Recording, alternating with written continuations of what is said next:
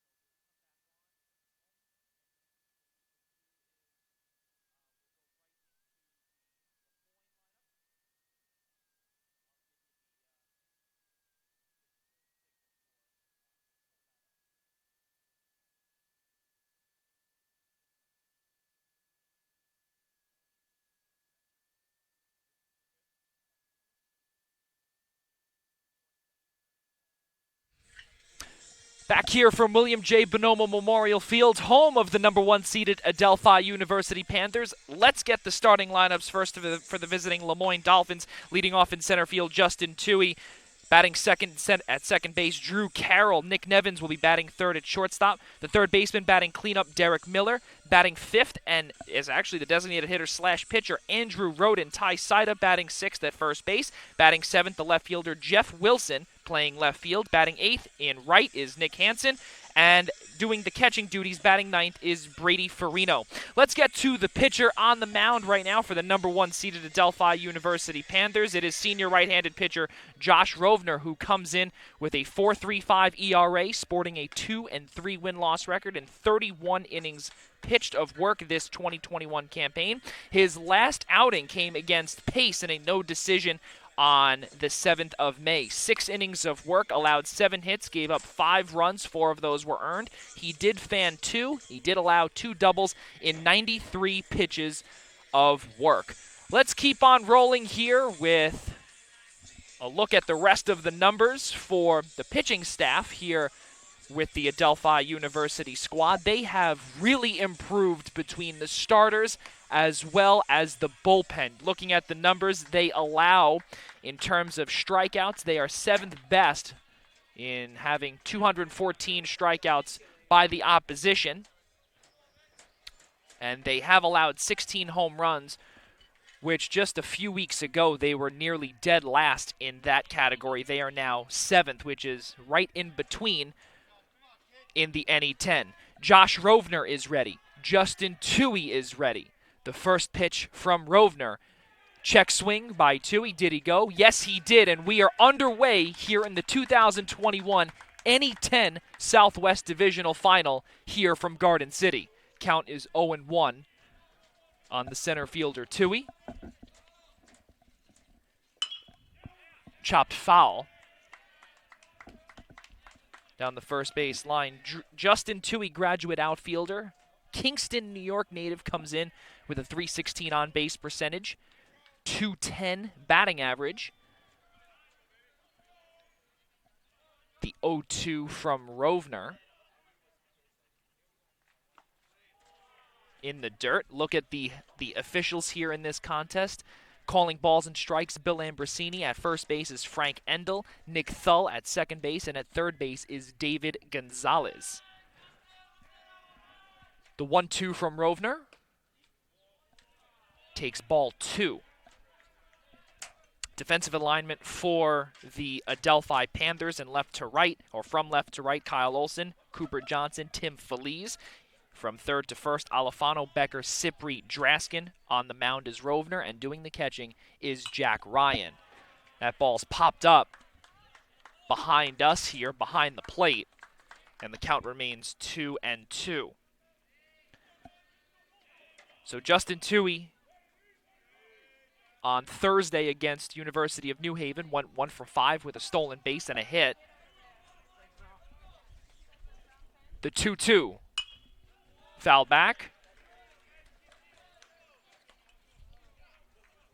Keys to the game for Coach Scott Cassidy and the Moyne Dolphins, executing pitches, and he expects both games to be very close, and the defense must come through as well as timely hitting with runners in scoring position as well as runners on base. We must execute with runners on base to get runs scored as Justin Toohey swings and misses for strikeout number 1 for Josh Rovner, as well as out number 1.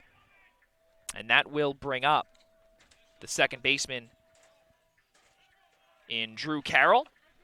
And some fantastic words from 11th year head coach Scott Cassidy, who's looking for win number 247 here this afternoon. He calls Drew Carroll instinctual, and he says, quote, Drew Carroll is the spark plug of the team. He is also one of the best defensive players he's ever had up in Lemoyne.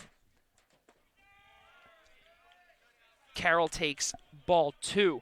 Looking at some of the numbers for Drew Carroll, 2 for 5 with an RBI, a pair of stolen bases for the junior Clifton Park native on Thursday against University of New Haven. That one's chopped foul. So, ladies and gentlemen, here this afternoon, if Adelphi were to win here this afternoon in Game 1, there would be still a Game 2. For those that are just joining us as well, this is a doubleheader, not a 9 and a 7. This is 2 9s due to the playoff ramifications here. And a Game 3 would be tomorrow at 2:30 Eastern Daylight Time. And we'll be back with you on the call if necessary. And that will be coming to you live from Adelphi University as well. So the count 3-1 on Carroll. Fly ball, center field, Cooper Johnson on it. And grabs that one for the second out. That brings up the shortstop, Nick Nevins. 0 for 1 with 3 walks, a run scored, and a strikeout in 4 plate appearances against UNH on Thursday. Swing and a miss for the junior infielder out of Poughkeepsie. And he's been struggling, as the last time he got a hit, Nevins that is, was back on May 8th against Southern Connecticut in Game 1 of the doubleheader. Combined in his last 12 trips, he is 0 for 9 with those 3 walks. Chopped to the right side of the infield, grabbed there by Cipri, and the short toss to Draskin is good for the 1-2-3 inning to come to a close here in the top of the first. No runs, no errors, no hits, no one left on base. Let's go to the bottom of the first. Alefano, Olson, Feliz, and the rest of the Adelphi lineup will be revealed here on any10now.tv. Zeros across here from Garden City.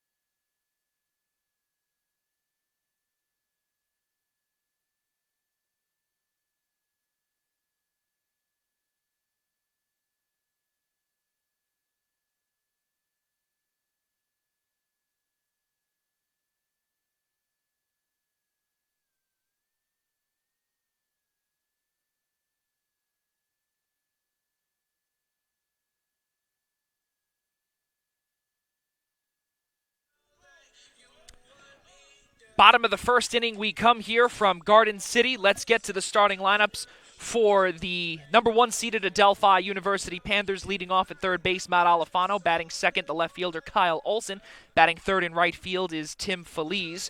Batting cleanup and catching is Jack Ryan. Michael Draskin, the first baseman, will be batting fifth. Batting sixth in shortstop is Tyler Becker. Tim O'Connor, the designated hitter, will be batting seventh, and he was actually out a few weeks ago due to injury, but came back and really performed well in the final game of the Pace series. Great job there from Timmy O'Connor. We'll see what he could do here. Cooper Johnson batting eighth at center field, and to round out the batting order at second base is Anthony Cipri. Really good stuff there by Adelphi as Matt Alifano steps up to the plate. And we look at the starting pitcher in Andrew Roden for the Moyne Dolphins. He is a dual player. He's also the designated hitter here this afternoon. Comes in with a 5.32 ERA, the junior righty. In his last contest against Southern Connecticut State on the 8th of May, he had 110 pitches, was credited with the win, 7 innings of work, allowed 5 earned, but had 13 strikeouts in that contest. Here's the first pitch to Alifano. We are underway here on the home side of the contest, count 1-0.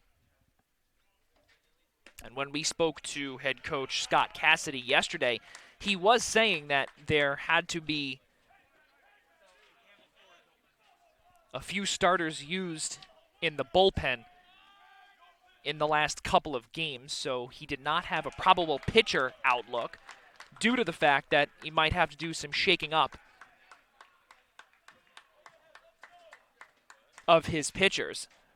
And he considers himself a pitching guy, and you look at it with the numbers and you see top 10 in a lot of categories on the pitching side. The 3-0 called strike. Matt Alifano will step back into the plate. He thought that was ball 4, but home plate umpire Bill Ambrosini had other ideas. The 3-1 from Roden takes ball 4, and Alifano works a leadoff walk here in the bottom of the first.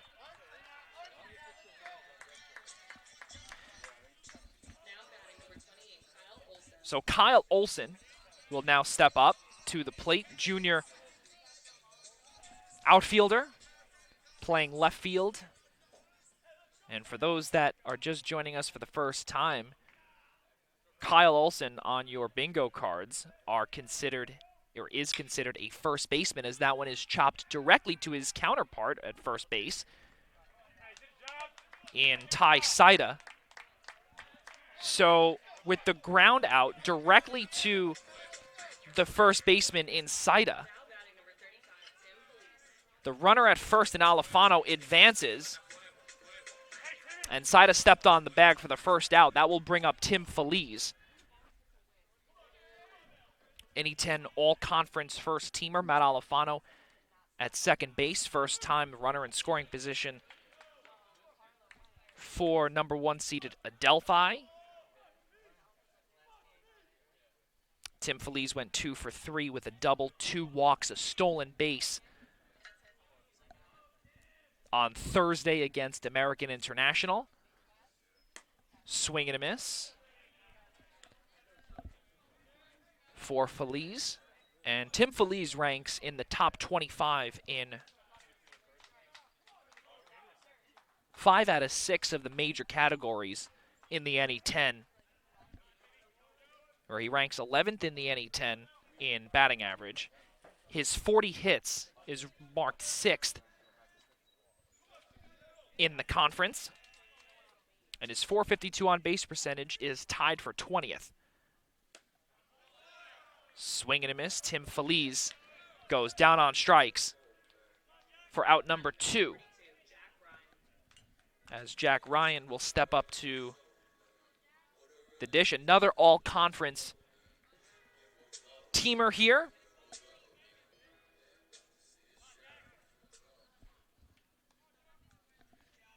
And Jack Ryan comes in with a .348 batting average, ranked 17th in the NE10. Alifano still at second base with the lead. First pitch to Ryan is a called strike.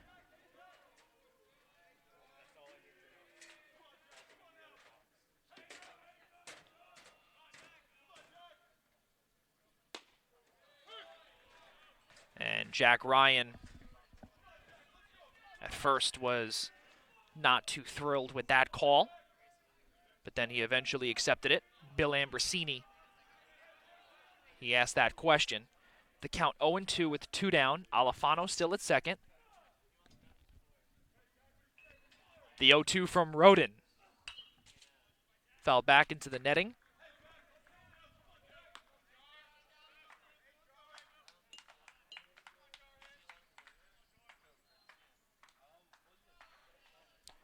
So with clarification from Sports Information Director and baseball contact Ian Schreier, the way it is on the opposite side of the bracket, as Ryan fouls that one into the dugout of Lemoyne, if Adelphi were to advance here in the Southwest Divisional Final, not only would they win the division, but they would also be hosting, if Franklin Pierce were to win their respective division, Adelphi would be hosting the NE10 championship. That ball is sent into left center field. Coming on for that grab is Tui, and the inning is complete. So no runs, no hits, no errors, 1 runner left on base being Alfano as he worked a leadoff walk here in the bottom of the first. But let's get down to, or let's get up to the top of the second inning. 4, 5, 6 hitters, Miller, Roden, Saida due up when we return on NE10Now.tv.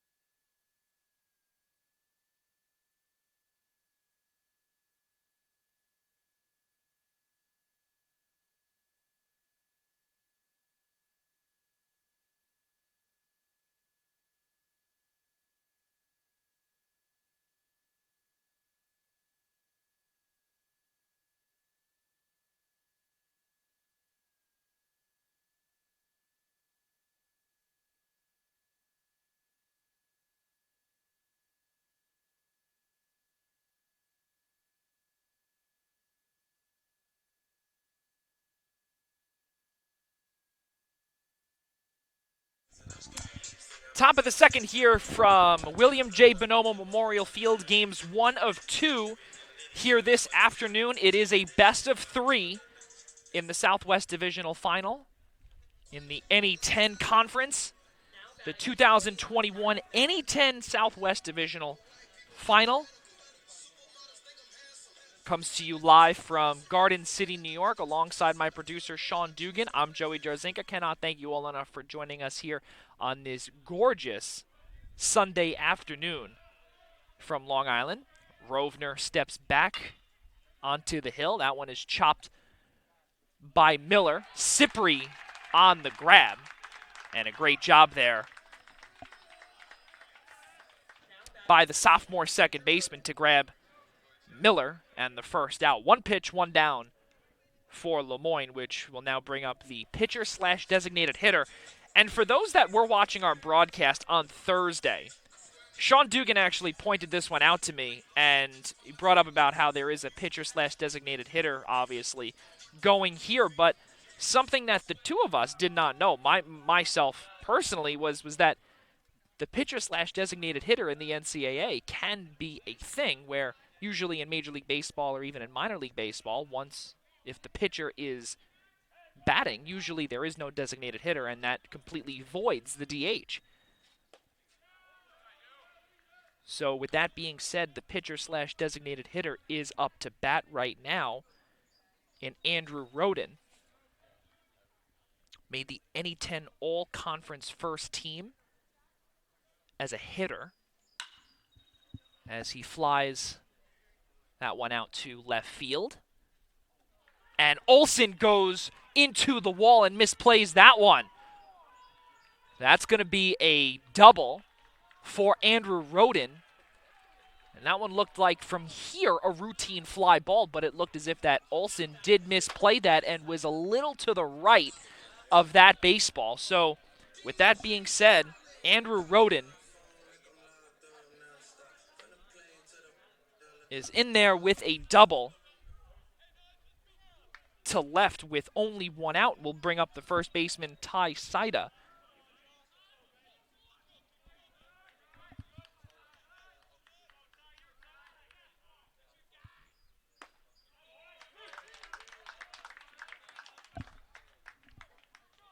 First pitch from Rovner to Saida is a called strike. Ty Saida is listed as a catcher, but he can play first base, which is exactly what he is doing here this afternoon.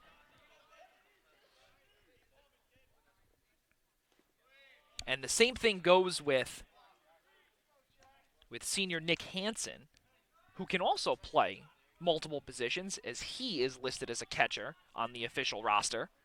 But he's playing right field here this afternoon. He is in the hole thus far. But the count 1-1 on Saida. Roden at second. The 1-1.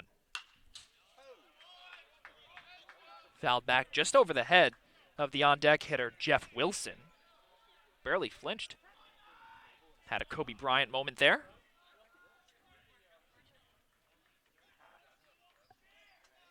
Of not flinching at all. Count 1-2.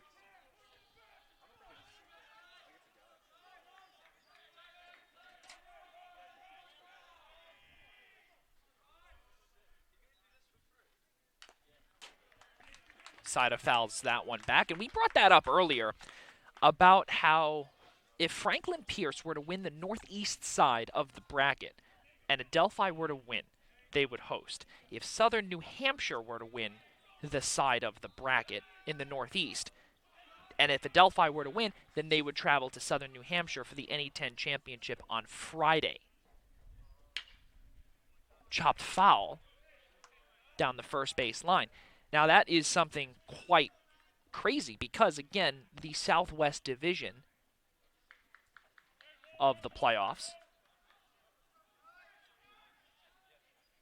runs through Garden City. The NE10 in whole runs through Southern New Hampshire. The 1-2 from Rovner. Swing and a miss. Down on strikes goes Ty Saida as he extended that at bat. And getting the best of Saida was Rovner, 2 down. That's going to bring up the left fielder, Jeff Wilson, senior outfielder from Rochester.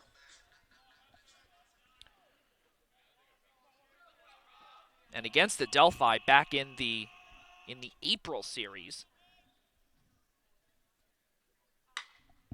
that ball is sent high into shallow right center field. Coming on for the grab is Feliz.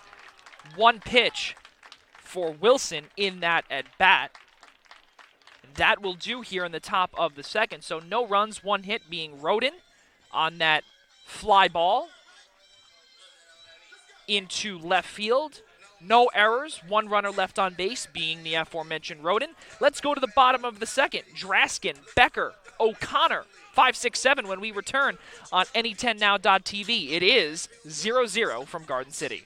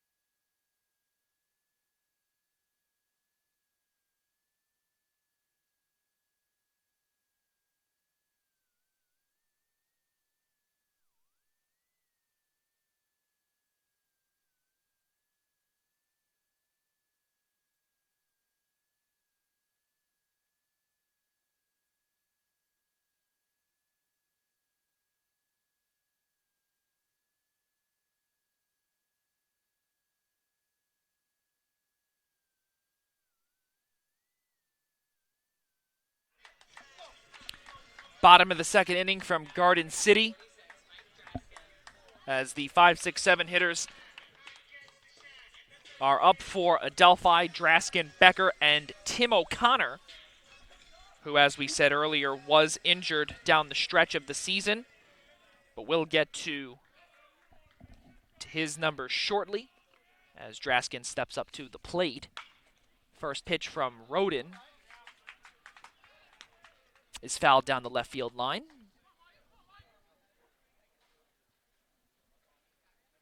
Draskin is someone that interim head coach Bill Ianciello speaks very highly of, as he's known him for quite a while now, dating back to his days at high school at Half Hollow Hills. And when we spoke with interim head coach Bill Ianciello, he spoke about how, due to the depth at catcher with Ryan, Matos, Warwick, you've got plenty on there. Those are your top three. You also have that emergency catcher in Draskin who can play numerous positions. And he's really not needed as a catcher. He could be used at other positions, such as the hot corner. He can also be used at first base, which is where he is now, and also as a designated hitter. Swing and a miss. Count 2-2 on Draskin.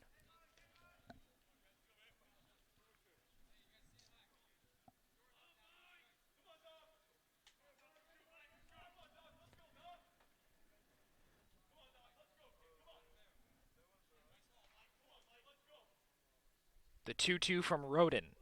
In the dirt, count runs full.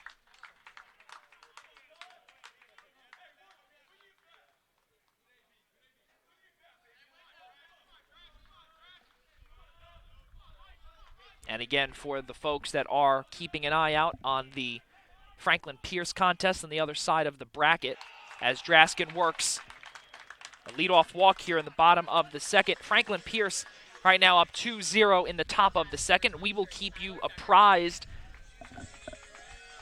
of that ball game status and score the entire way here on this afternoon. And again, we hope that you spend the whole afternoon with us in games 1 of 2. That's going to bring up the shortstop, Tyler Becker. That ball is behind Farino. And heading to second base is Draskin on a wild pitch by Roden.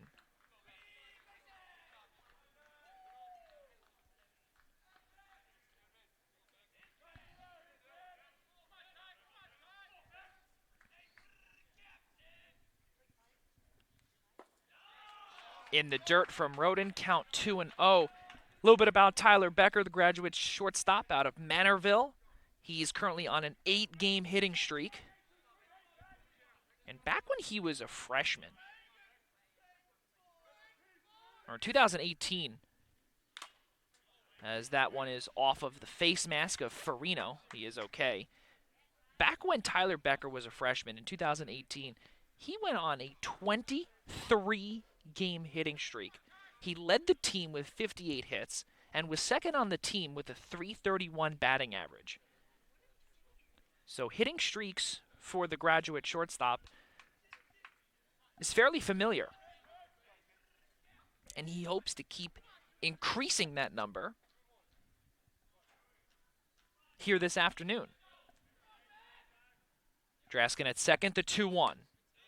Outside, trying to nick the opposite corner of the plate. Cannot do so. Count runs 3-1 on Becker.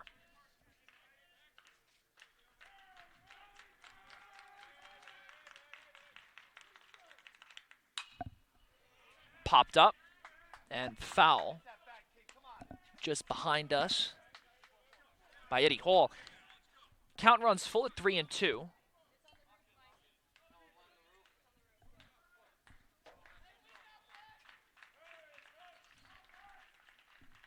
The payoff from Roden. Foul back. Again, fans have been welcomed back into Bonomo Memorial Field.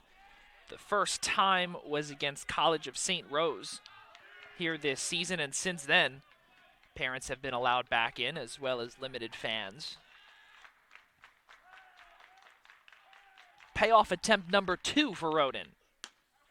Just on the outside corner, Tyler Becker goes down on strikes. And that's out number 1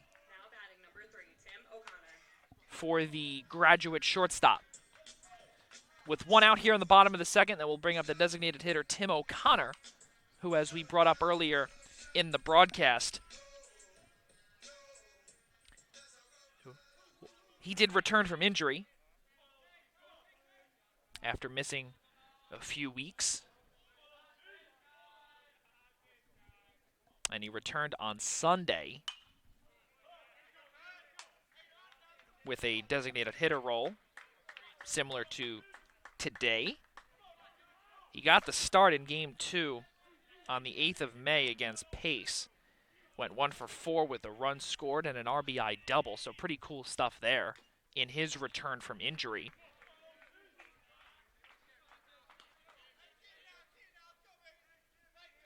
Coming in with the 1 hit being the double, and the RBI being against Pace as well. So the count 0-2 early on for O'Connor. Keeps the at-bat alive with the foul ball.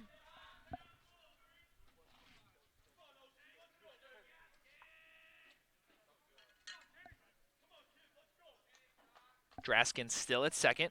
He was able to get there off of the wild pitch from Roden. Check swing. Did he go? He did not go. And getting to third base on the passed ball is Michael Draskin.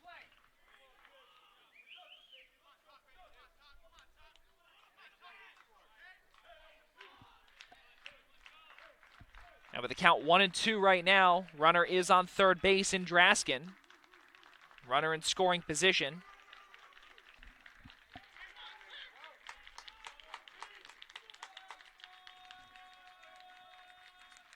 Here's the 1-2.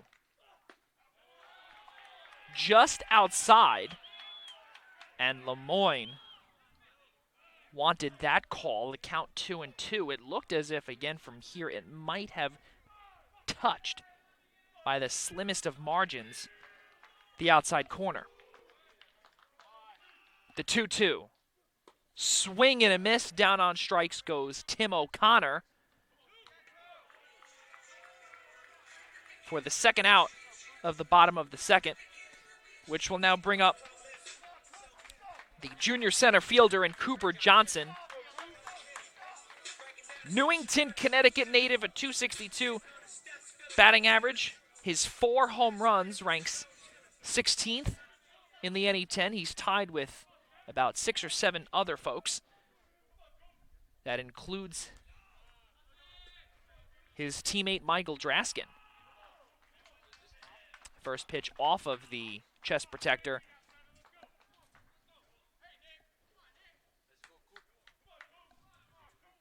Of Farino.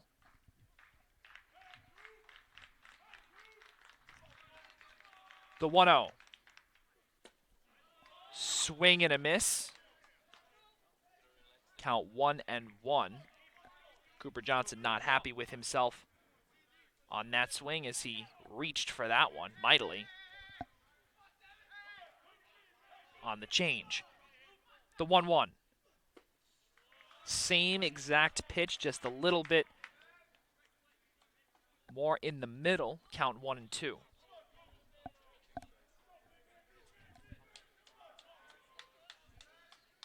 Cipri on deck. Draskin still at third. Cooper Johnson keeping the at-bat alive as he fouls that one behind us here.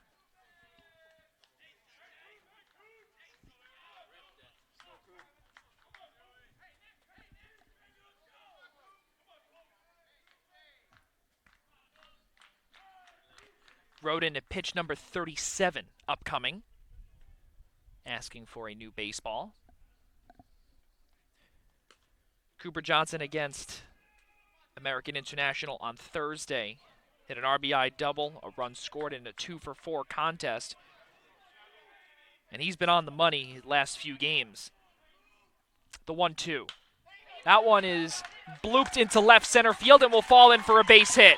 Coming in to score from third is Michael Draskin, and that's an RBI single for Cooper Johnson, and Adelphi takes a 1-0 lead.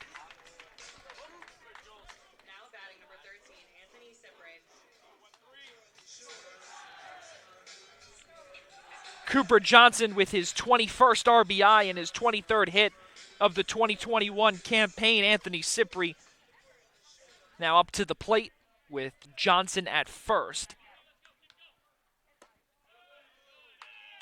From Roden is first pitch low.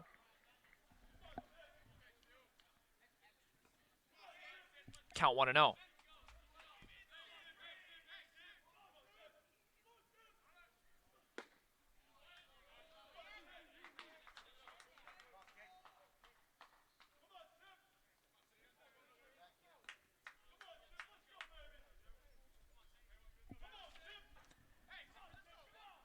The 1-1 from Roden. In the dirt and nearly takes down Cipri. It looked as if that he did get plunked. Cooper Johnson was about to go anyway. But heading there on the hit by pitch is Cipri, and Johnson was able to advance without full force. Runners on first and second with 2 out. That brings up Matt Alifano, the leadoff man, who walked in his first plate appearance here in Game 1 of the Southwest Divisional Final. Adelphi up 1-0. And Alifano has a chance to really break this game open early on here in the ballgame. Both games here this afternoon will be 9-inning doubleheaders, or a doubleheader of a 9-inning game apiece. As the breaking ball goes into the dirt.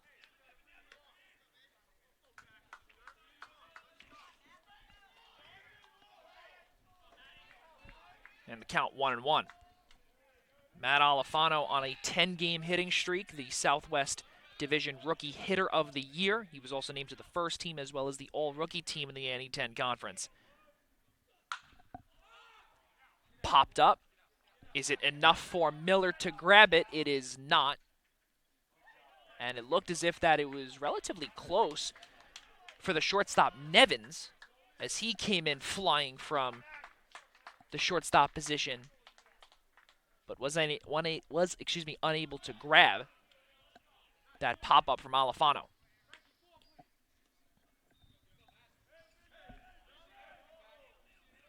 Count 1-2 with 2 out. Cooper Johnson with the RBI, his last at bat, to score Draskin. The 1-2 from Roden. Ooh, and the off-speed pitch just outside to keep Alifano still looking for more. Count 2-2 with 2 down.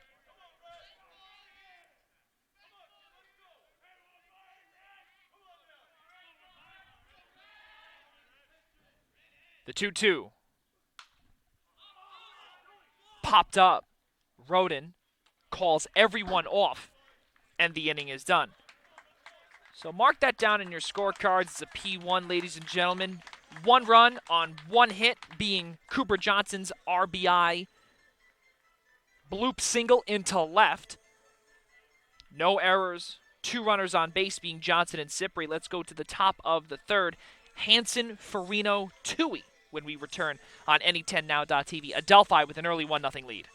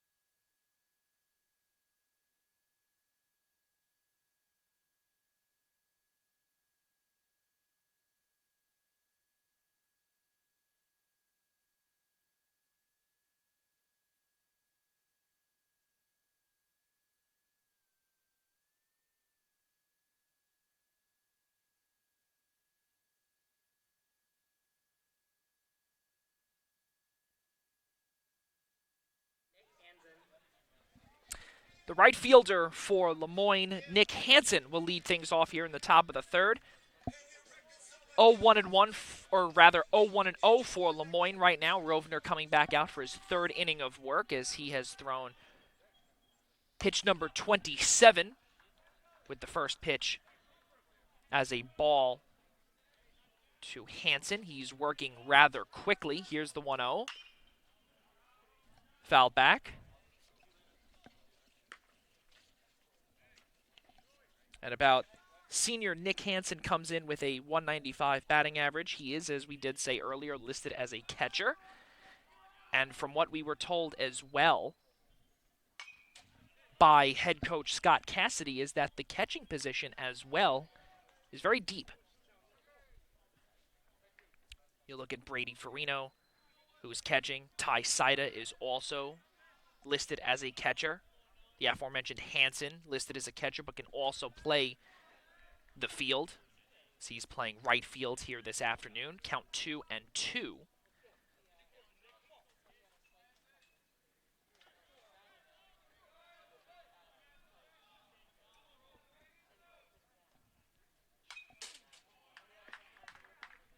Hansen fouls that ball back against University of New Haven.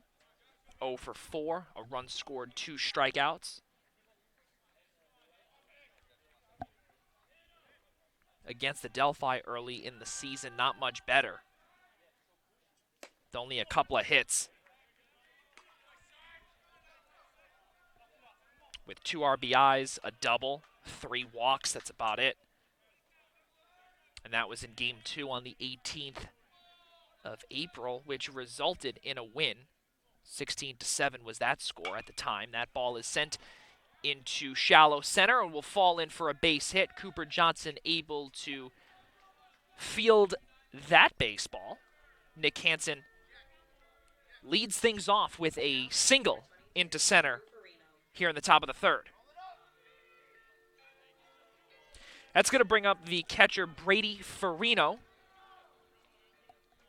who had a tough time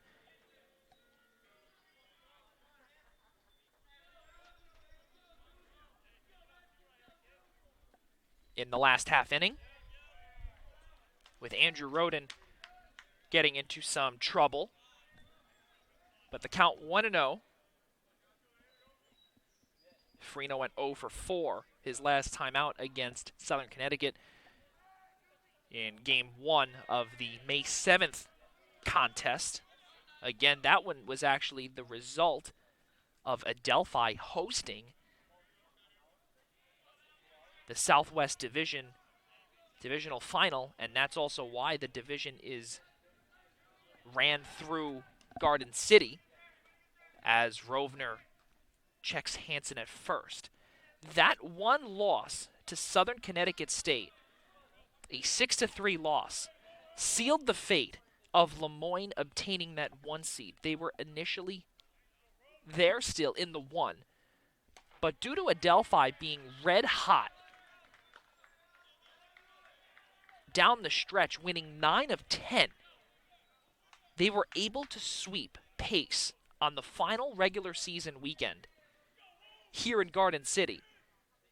And with that 1/2 game that they were able to pull ahead of Lemoyne, that is what did it. That gave Adelphi the championship, or as the regular season champions in the Southwest Division. Runner on first being Hansen, the 3-1 to Farino. And Rovner has other plans as he checks on the right fielder at first.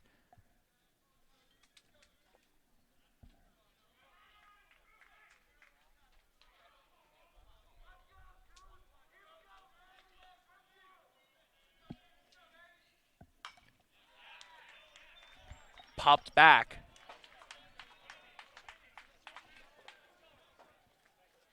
Just behind us here on the concourse level.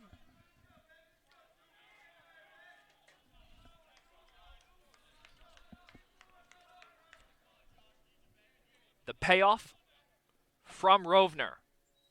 Upstairs and Farino works a walk. Hansen moves to second, Farino at first with runners on. That's going to bring up the leadoff hitter in center fielder Justin Toohey. Struck out swinging in his first time out.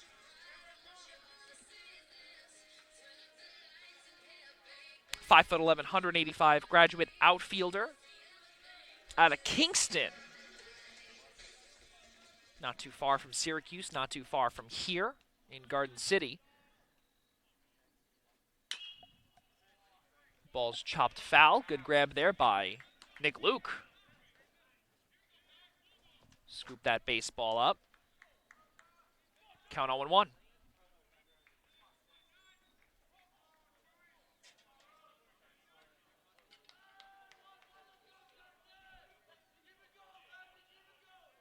Runners on first and second.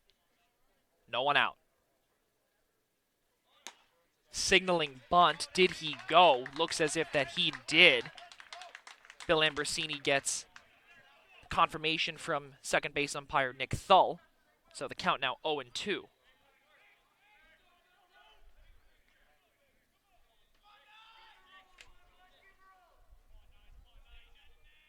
0-2 from Rovner. Popped up. Left field. Olsen with the grab for the first out here in the top of the third.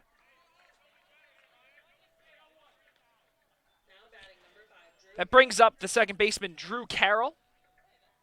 We brought up earlier about how he was called instinctual by his head coach.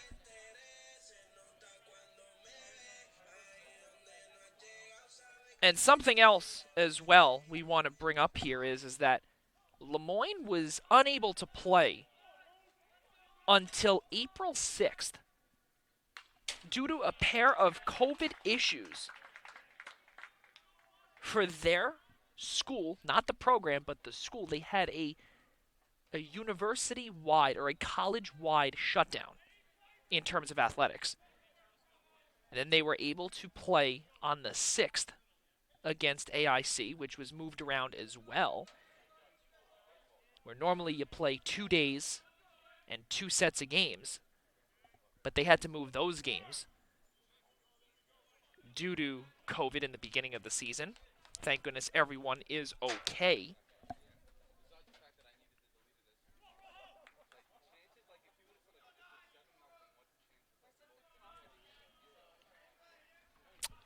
But, quote, "We're just happy we're playing ball." That's the biggest key here for Lemoyne. The 0-1 from Rovner. Breaking ball from Rovner could not go down. And the count 1-1.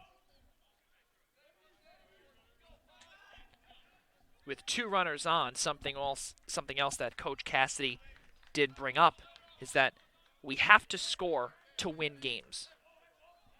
And we'll see if Drew Carroll, one of the best players that head coach Scott Cassidy said that he's seen defensively at his time here in Lemoyne, can come up clutch here in the top of the third. But Rovner, trying to get that breaking pitch down, is unable to do so. The count 2-1 here in the top of the third.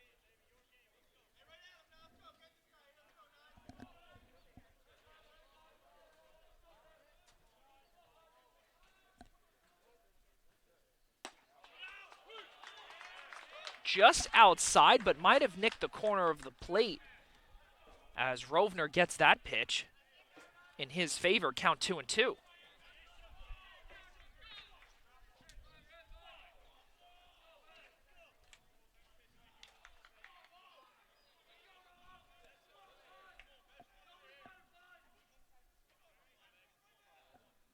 The 2-2. Sent into right center field. Coming on is Feliz.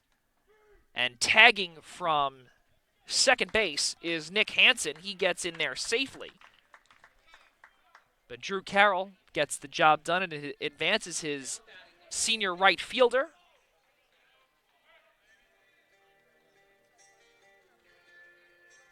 Now 2 down will bring up the shortstop, Nick Nevins.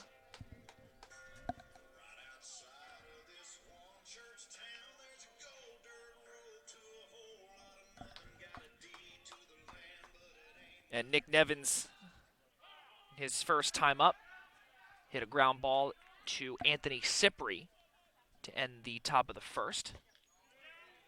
Runners on the corners, count 1-0 from Rovner.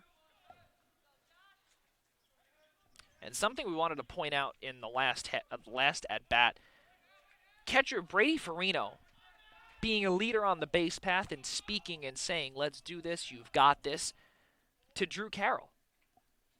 And that just shows the leader thus far from him. We'd love to hear a comment from head coach Scott Cassidy later on, because from this side here, as a freshman, you don't hear a lot of chatter from some of the guys on the base path, and he's doing a great job thus far, the freshman Brady Farino. Nick Nevins continues his at-bat, the 2-0 from Rovner. Is very inside, count 3-0.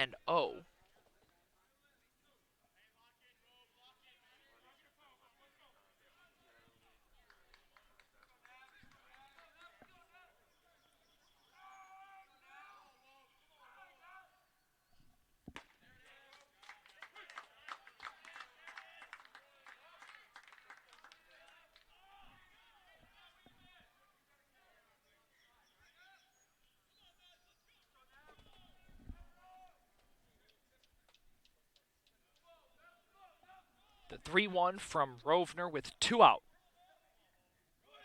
Runner goes. And regardless, the bases are loaded as Nick Nevins works a walk. Farino at second. Nevins at first. That brings up the cleanup man in Derek Miller.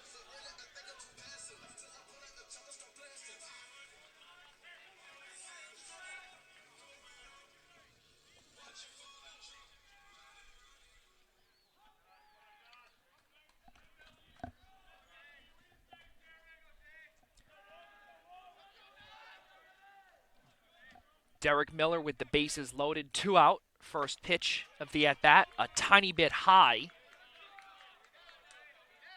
Count 1-0. No place to put Derek Miller. If he were to work a walk, Nick Hansen would come in to score. Right now, Adelphi leading 1-0 here in the top of the third, 2 out. The third baseman at the plate, count 2-0.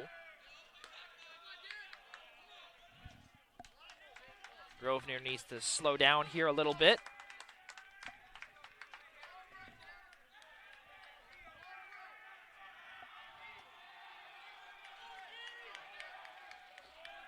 And loud voices coming from the Moyne dugout at third base. The 2-0 from Rovner. Called strike 1 as Derek Miller on the inside corner. Got that a strike. Because Miller was leaning in from this angle, it did look like that might have been inside, but here's the 2-1. In the dirt, count 3-1. Again, no place to put Miller. With it being 1-0 thus far.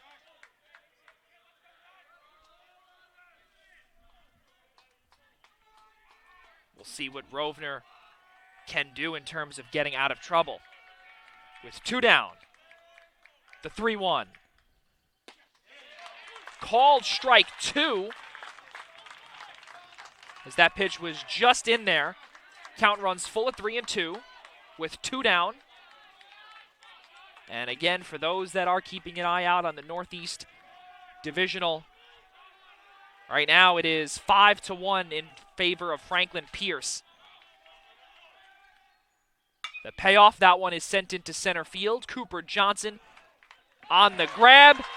And in and out of trouble is Josh Rovner as he tries to get himself as well as the Adelphi faithful and players pumped up.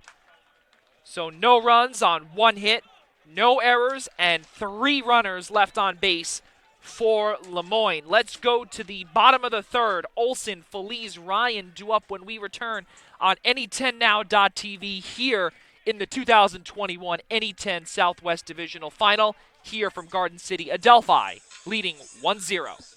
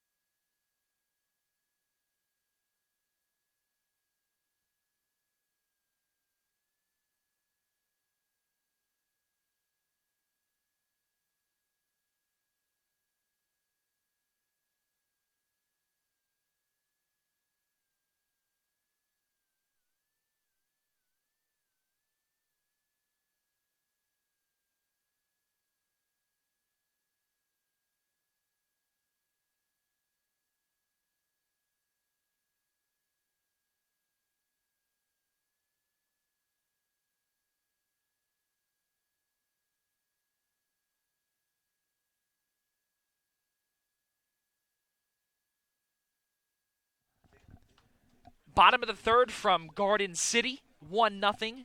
Adelphi with Olson leading things off. Here in the bottom of the third, Roden back out on the hill. First pitch is a ball downstairs. Last time out, Olson grounded out to Ty Saida unassisted. That ball is sky-high pop-up. Coming on is Nevins for the grab just in shallow left on the grass, or the makeshift grass, if you will. That's 1 down on 2 pitches for Kyle Olson, and that's 1 out here in the bottom of the third.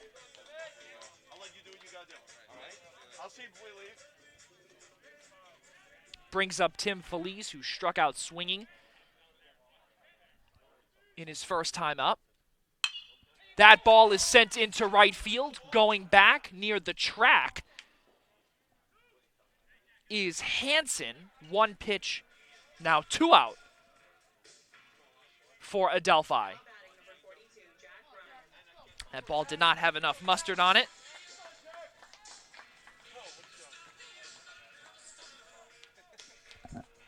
But now we'll bring up the catcher in Jack Ryan, who flew out to center field to end the bottom of the first. Jack Ryan takes ball 1. Jack Ryan, as we brought up earlier, 17th in hits, 32 on the season. Signaling bunt and comes back. Count 1-1. Jack Ryan also made the Any10 All-Conference team as a catcher. He also plays sometimes in the regular season in the second game of doubleheaders. Usually plays first. And because of the depth at catcher, you're able to move Jack Ryan around from catcher to first base, the designated hitter, and put a man like Jose Matos or Brandon Warwick behind the plate for a game 2. We don't know what head coach or interim head coach Bill Ianciello has in store for today, though, since it is the Southwest Divisional Final. Count 2-2 with 2 down. Roden, the 2-2. On the changeup, high fly ball. And grabbing that one and then losing it at the last second was Drew Carroll. He gets to second base. Can he get there in Jack Ryan? He cannot, as he exerts himself on the slide to second. And coming off there was Nick Nevins at short, who came in to help out there, and interim head coach Bill Ianciello goes to the dugout shaking his head as he is beyond livid with that play. So Jack Ryan does get out. That will fall in as in E4 to end it, but he was out at second. So after 3 full innings of work, no runs, no hits, 1 error, and no one left on base with Jack Ryan misplaying the slide there into second. Top of the 4th we go. Rodin, Saida, Wilson when we return on any10now.tv. Number 1 seeded Adelphi leading 1-0 here from Garden City.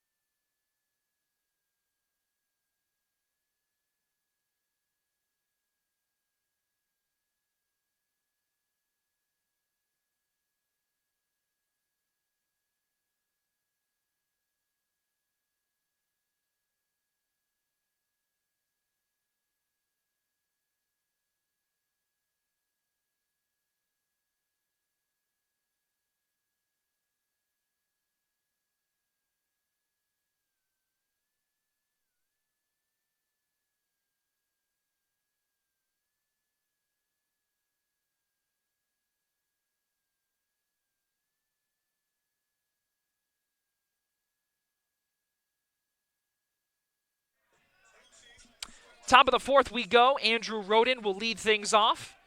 The pitcher / designated hitter. 4, 5, 6, or rather 5, 6, 7 hitters in the order for number 2 seeded Lemoyne. Rodin takes ball 1. Just nicked the outside corner of the plate. Count 1-1. Bill Ambrosini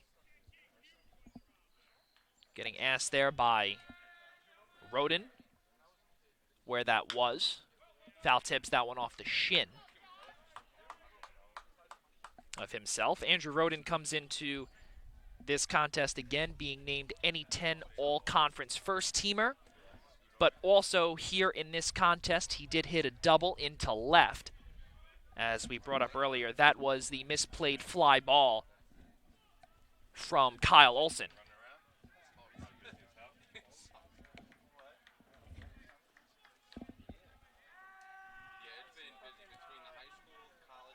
The 1-2 from Rovner. Upstairs and just outside this time, or rather the same spot as where Rovner was able to grab strike 1. That one was a tiny bit high, though, for the liking of Ambrosini. Here's the 2-2. Grounded down the first base line, but rolled foul at the last second as that one went into right field. First base umpire Frank Endel kills the play.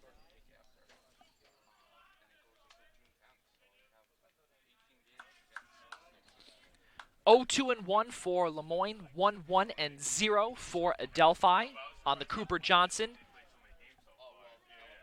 RBI single into left. Here's the 2-2. And did not get a called strike 3, as it looked as if that relatively the same location on the off speed, but could not get there. Little to the outside. Here's the payoff from Rovner. That one is chopped to Draskin. Rovner is there in time with a little scoop and throw by Draskin on the 3-1 putout. And the first out here in the top of the 4th. The first baseman, Ty Saida, checks back up to the plate. Swinging strikeout in the 2nd inning. Hamburg native, went to St. Francis High School.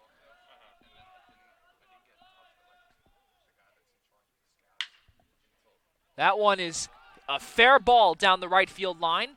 Will go to the wall. Feliz is playing that one, and heading to second base is Ty Sida with a stand-up double on the first pitch from Rovner.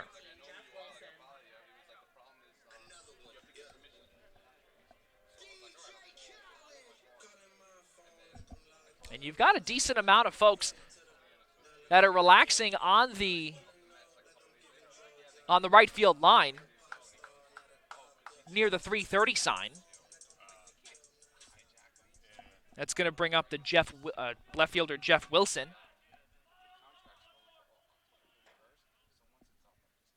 With one down, similar pitch from Rovner last couple of times. Again, that one is high, 1-0.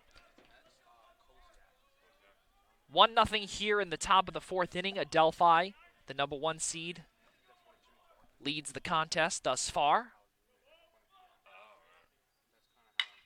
That one is ripped right into the glove of Tyler Becker for out number 2.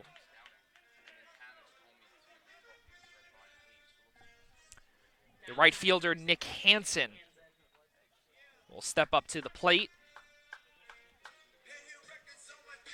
1-for-1 with a single into center, was able to get to third before Derek Miller flew out to center in that bases loaded situation last inning for the Dolphins. Chop to Becker. The throw is a little high. Did he get there? Frank Endel says no. And the throw was high from Tyler Becker. We'll see what Ian Schreier will score that one. As we would expect that to be an error, but we will see. And he did exactly that. So count that as an E6 for Nick Hansen as he reaches base. Now runners on the corners.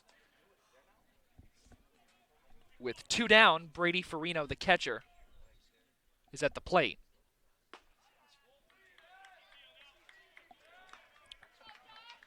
And we brought up earlier about one of head coach Scott Cassidy's keys to the game is timely hitting. Hit with runners in scoring position and runners on base. Right now, with Drew Miller's fly out earlier in the game, he left 3 runners on when the bases were loaded. That one is laced into left field, and that will fall in for a base hit. Coming in to score is Ty Sida, and with an RBI single, or now we've got a throwdown here from first to second. Who's covering first? Now the throw to home is in time, so we've got to get all of that together, and we will see what the deal is there. So it looks as if that will be a hit. No runs will come in to score. So Brady Farino, who singled into left, he got the RBI. It will be 1-1. Then he was out at second base because he was caught in the crossfire there. Sida was the one that scored, but he got there on an unearned run. And Farino, again, will be credited with the single into left. We'll give you the whole rundown here. And Hansen eventually got to third. He got out, and that is also where the inning will come to a close. So now, what a crazy way to end the top of the fourth. So 1 run on 2 hits, 1 error, and no one is left on base with the throw out for Brady Farino. Let's go to the bottom of the fourth. The game is tied up at 1 here on any10now.tv. You're watching this exclusive presentation of the 2021 Southwest Divisional Final here on any10now.tv.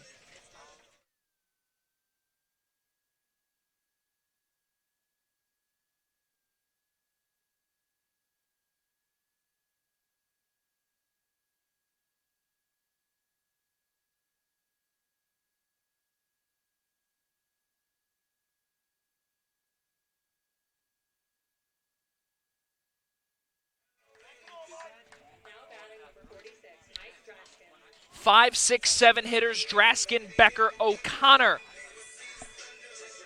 Here in the bottom of the fourth inning for Adelphi. And what a way to end off the top of the fourth inning in a rundown from first to second base. As Draskin laces one into left field and will fall in for a base hit to lead off the bottom of the fourth. As Draskin gets his first hit of the afternoon in 2 plate appearances. Tyler Becker, the shortstop, will step up to the plate with a looking strikeout. He also had the E6 in the last half inning. Signals bunt. Could he get it down fair? He cannot. That one is foul. So the count 0-1.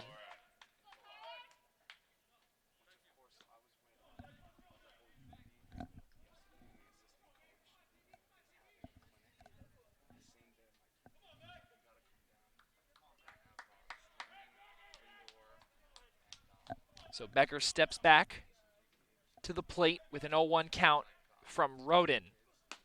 Swing and a miss. Becker loses his footing. Count 0-2.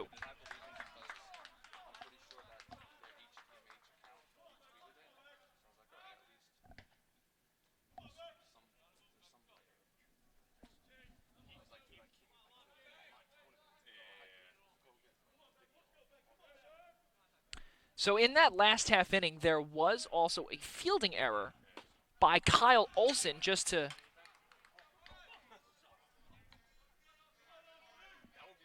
continue that conversation from earlier as Tyler Becker goes down on strikes.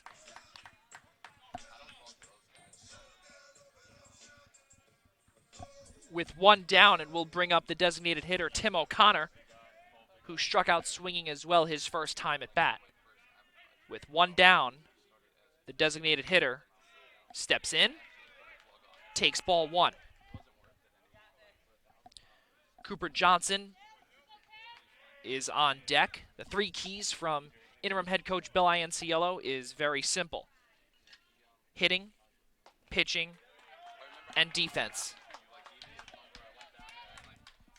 In the order, actually, from Ianciello was hitting, defense, pitching, respectively.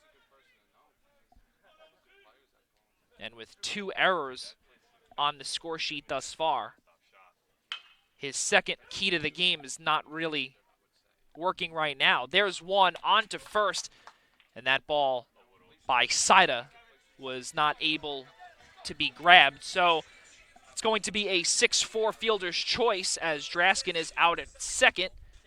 O'Connor is safe at first.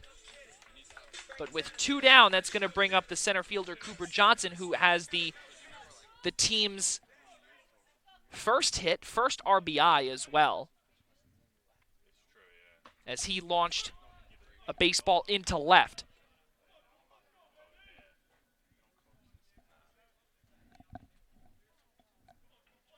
So the 0-1 count on Johnson. Swing and a miss.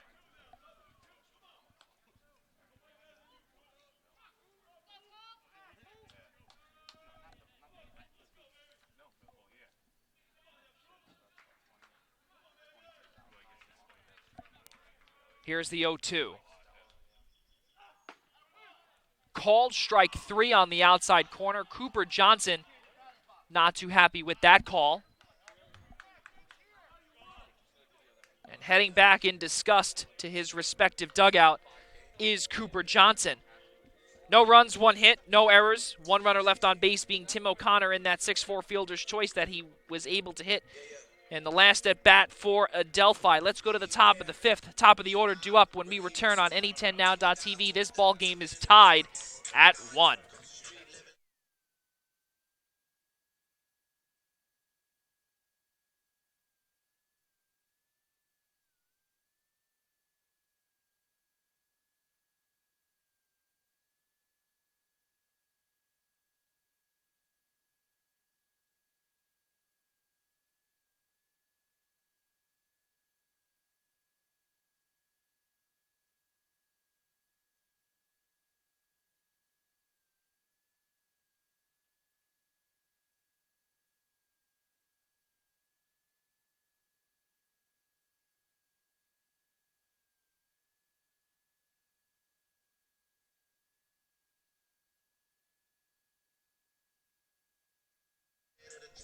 Located just minutes from Adelphi University's Garden City campus, Luigi's Pizzeria of Mineola is an official sponsor of Adelphi Athletics. Enjoy pasta favorites, healthy eats, or a large pie with your family by calling or ordering directly online. Adelphi community members can enjoy 15% off their bill just by showing their Adelphi ID. Luigi's Pizzeria, quality you can taste.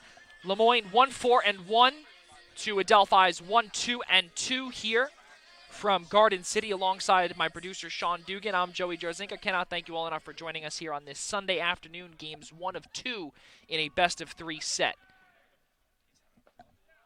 And Justin Toohey will lead things off here in the top of the 5th inning. Takes ball 1.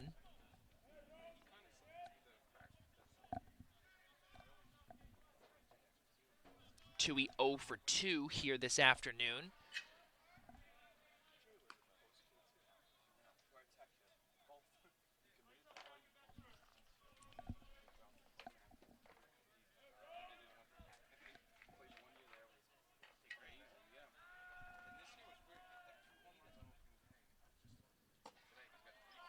Three and 0 on Toohey.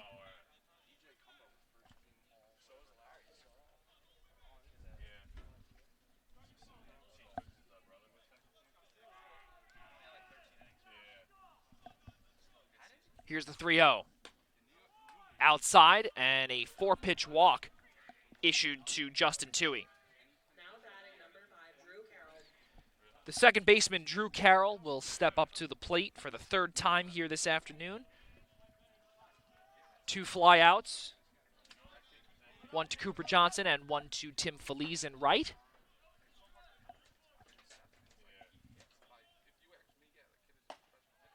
Upstairs, Rovner at pitch number 77 upcoming. There is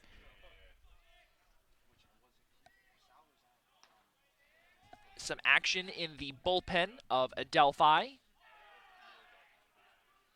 Pitch inside, count 2-0. Looks as if that we are going to see Frank Battaglia, assistant coach, head out to chat with Josh Rovner. And looks to chat with starting pitcher Josh Rovner.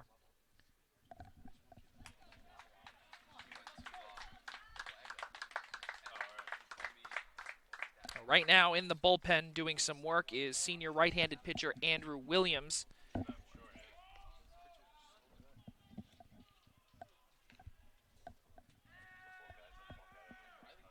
He's working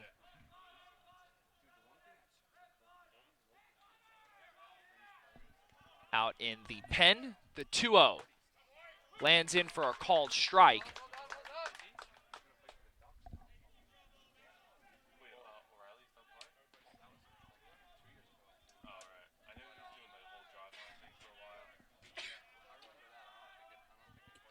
The 2-1 from Rovner. In there for a called strike. Checking the runner at first was Jack Ryan. And the tag by Draskin. Getting back in at first was Toohey.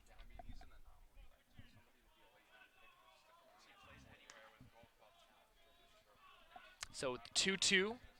Stepping back in is Drew Carroll.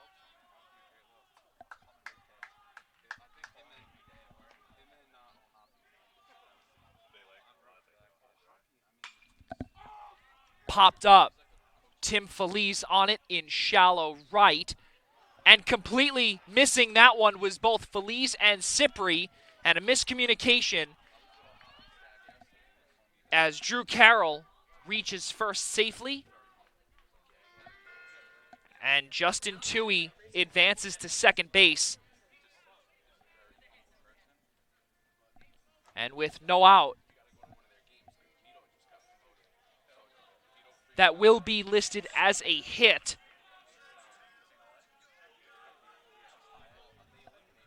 Into right. So now that will bring up the shortstop, Nick Nevins.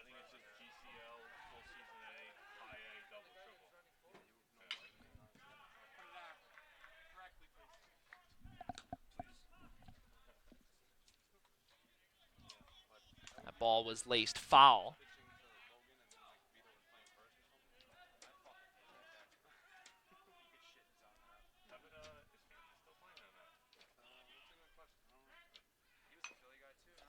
That ball is bunted right to Draskin. Heading to first there was Cypri on the 3-4. As both runners will advance.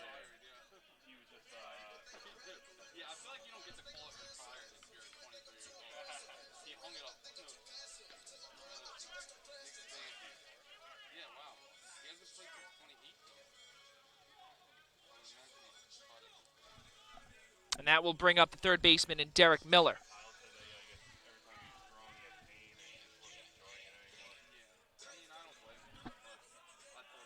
Chewy at third, Carroll at second.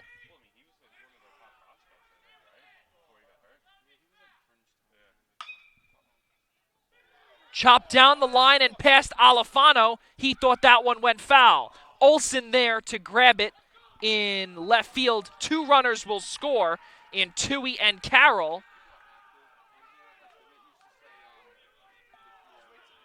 And taking a 3-1 lead is Lemoyne.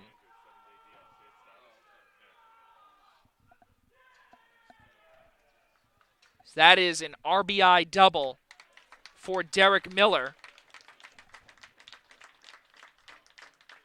as Lemoyne takes a 3-1 lead.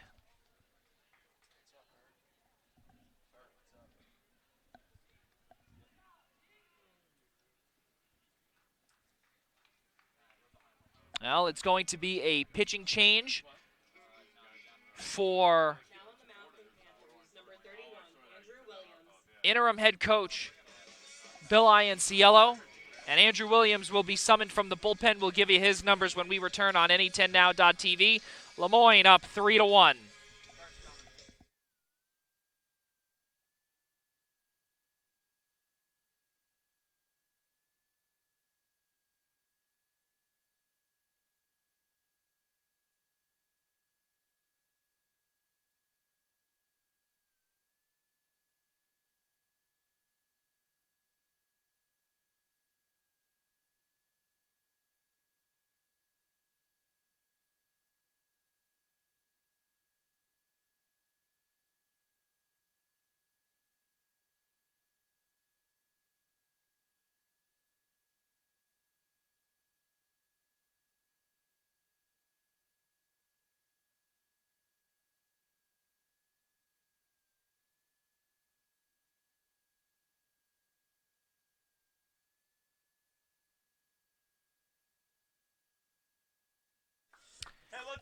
Interim head coach Bill Ianciello makes a call to the bullpen, and he summons right-handed pitcher Andrew Williams. We'll get you his number shortly as Andrew Roden steps up to the plate. First pitch is fouled in left field. Andrew Williams, senior righty out of West Hempstead, not too far from here. He also played for Larry Minor's Nassau Community College Lions just a few years ago. Comes in with a 4.58 ERA, 13 strikeouts, and 19 2/3 innings of work as he looks to get Adelphi out of the mini mess here.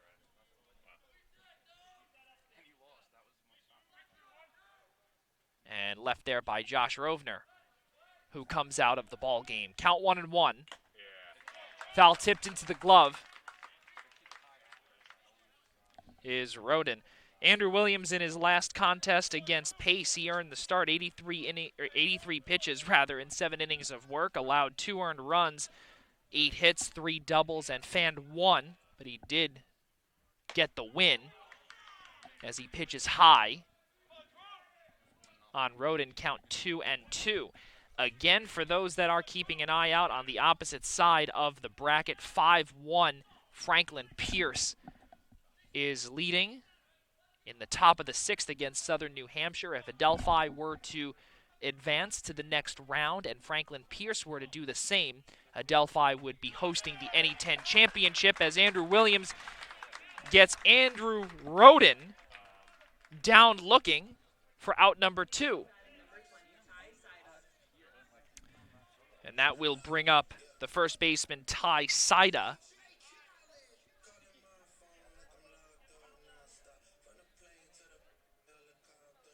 And Ty Saida with a double into right, a swinging strikeout. Upstairs.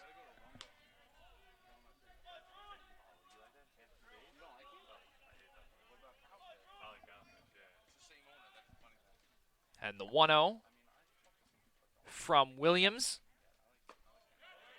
Breaking ball in there for a strike.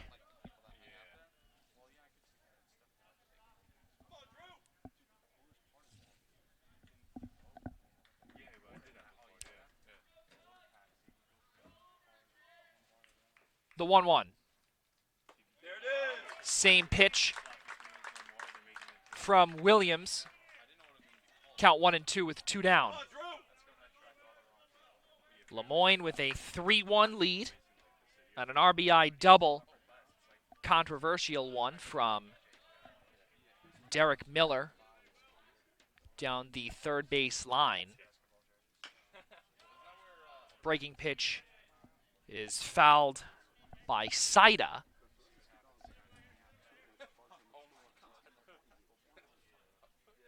And something else earlier that we saw before was that on that RBI double, 2-run RBI double rather, by Derek Miller,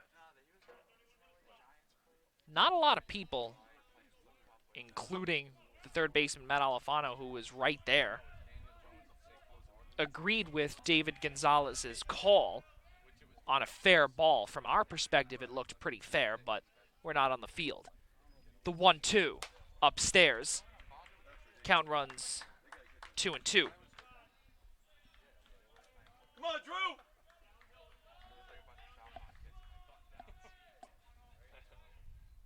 Come on, Drew, let's go, kid! The count 2-2 from Williams.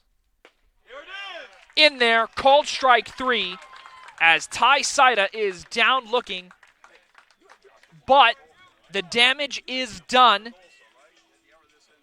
as Adelphi surrenders 2 runs on 2 hits, no errors, and Derek Miller stranded on base. Lemoyne takes a 3-1 lead as we head to the bottom of the 5th inning. Anthony Cipri, Matt Alfano, Kyle Olson are due up when we return on NE10now.tv. It is the 2021 NE10 Southwest Divisional Final here from Garden City. We'll be right back on the opposite side of this break.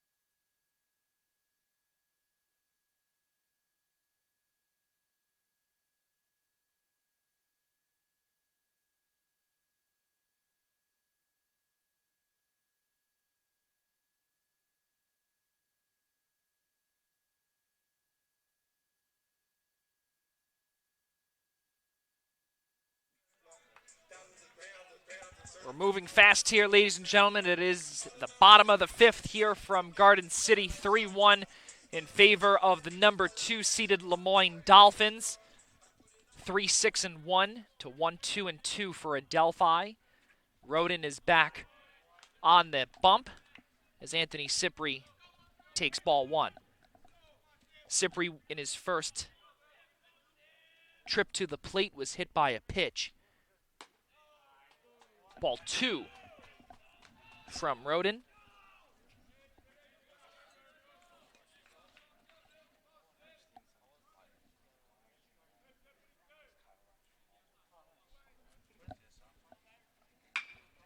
Lace down the right field line, but foul.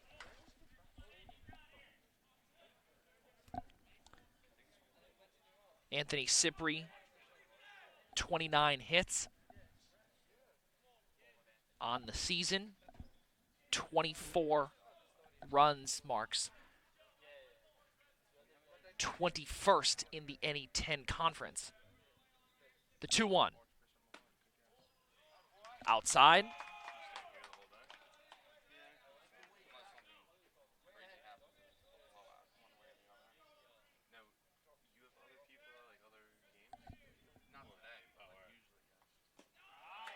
Cypri works a leadoff walk here in the bottom of the 5th, looking to get something started.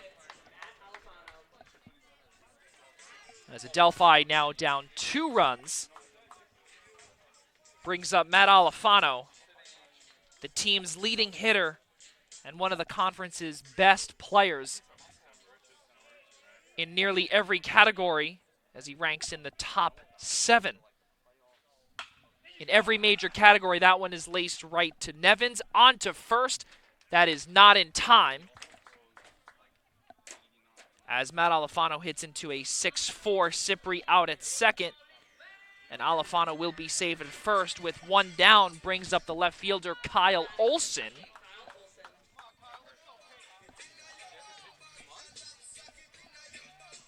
Who's 0 for 2, looking for his first hit and looking for redemption from the left field miscue early on in the ballgame. Count 1-0. Kyle Olson early on was injured with a broken hand, as he pops that one sky high. Miller is trying to find it, and that one is going to drop. Miller lost it in the sun. So everyone there is safe, and trying to get the attention there from Miller was Nevins. Looks as if that there was complete miscommunication. No sunglasses there for Miller as he puts them on now. So Kyle Olson is in with a single, infield single to third, and now 2 runners on with Tim Feliz at the dish. Outside. Count is 1-0. Tim Feliz flew out to right, struck out swinging to open up this ball game.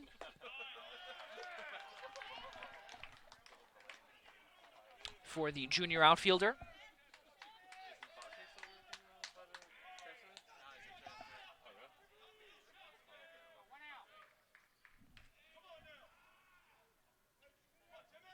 Here's the 2-0 from Roden. Called strike just on the inside corner.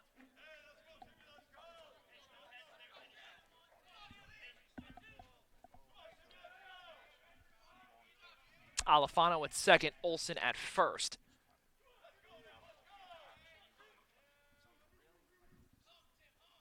The 2-1.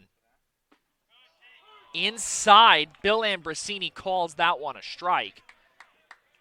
And again, looking like possibly Tim Feliz might have leaned in on that one. Count 2-2.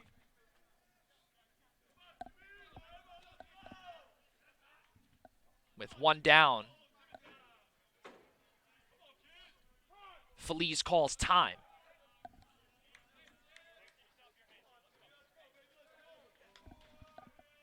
So something in the first half of the season, actually the first quarter of the season, is that Adelphi was making many errors in the field, poorly defensively, and they really buckled down. That ball goes right into the fence, just above us. So we spoke about how, again, they were porous defensively in the first quarter of the season. They really buckled things down the stretch. Obviously, they've won 9 of their last 10. But here this afternoon, they've got 2 errors. As that one is lined into the glove of Nevins on the hop. What a great job there by Nevins as he tosses that ball directly to the second baseman, Drew Carroll, for the 6-4 double play. So that one is going to be an L6, followed by a 6-4, double play as outs 2 and 3 are committed on that line out as Alifano was unable to get back in time. So, no runs on one hit, no errors, and one runner is left on base, being Kyle Olson at first. Let's go to the top of the 6th inning with 7-8-9. Wilson, Hansen, Farino due up when we return on any10now.tv. Lemoyne with a 3-1 lead here in Garden City.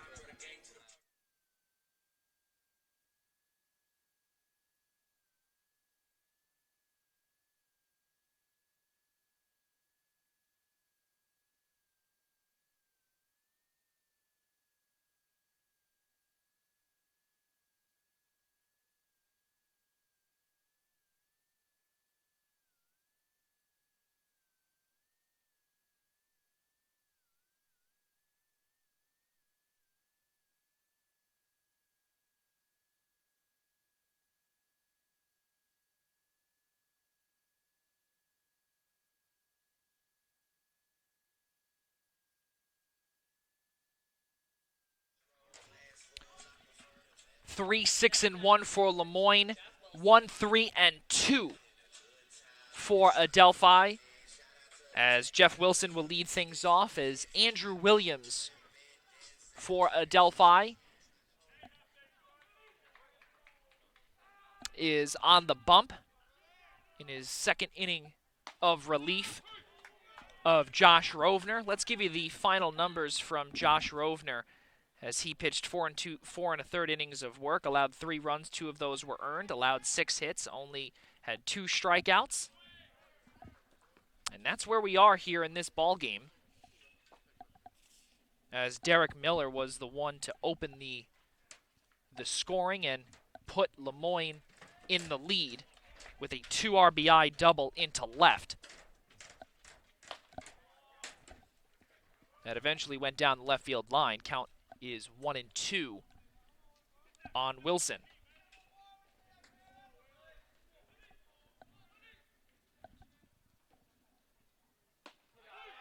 Called strike 3, breaking pitch is perfect there from Andrew Williams,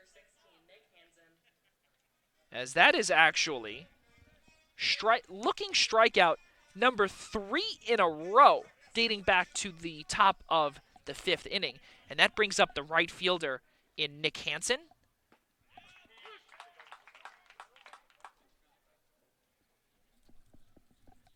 Who takes strike 1.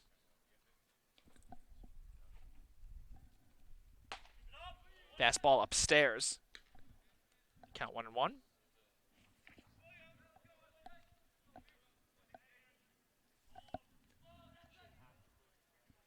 The 1-1 from Williams. Nick the corner, at the outside corner of the plate, count 1-2.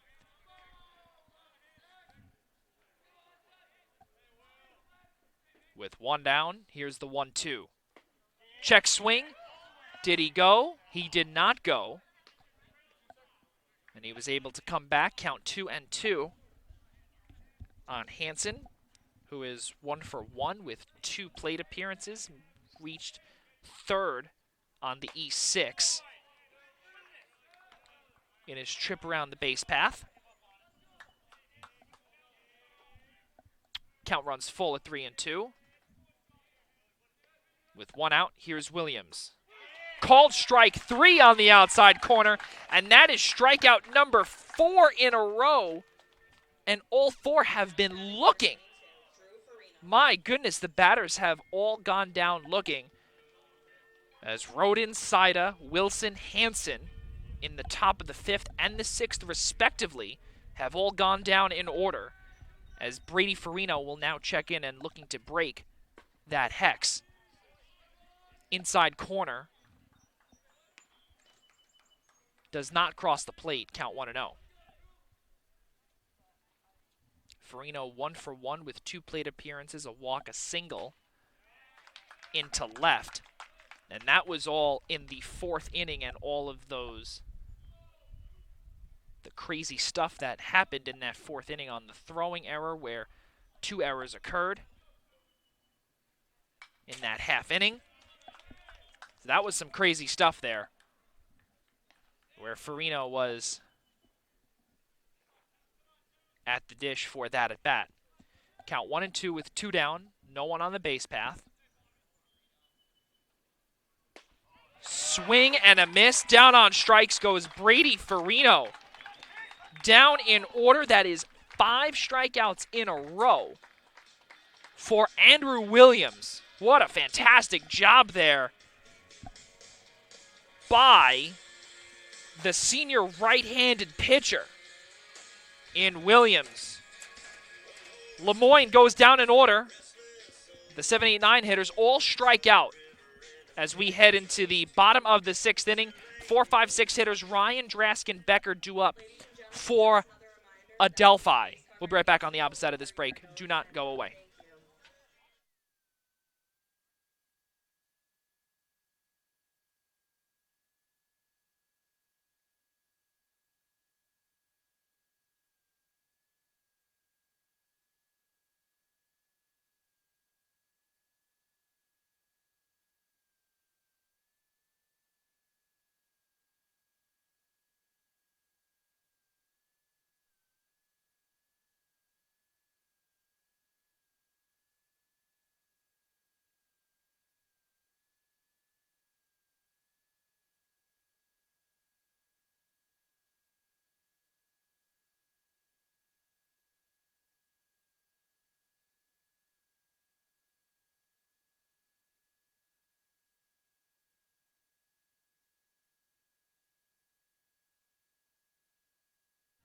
Bottom of the 6th here from Garden City. Jack Ryan will lead things off for Adelphi, followed by Michael Draskin and Tyler Becker.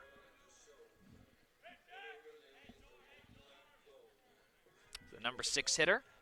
So Ryan, as the cleanup man, will look to get Adelphi back in the swing of things as they trail 3-1 to number 2 seeded Lemoyne here this afternoon in Game 1 of 2.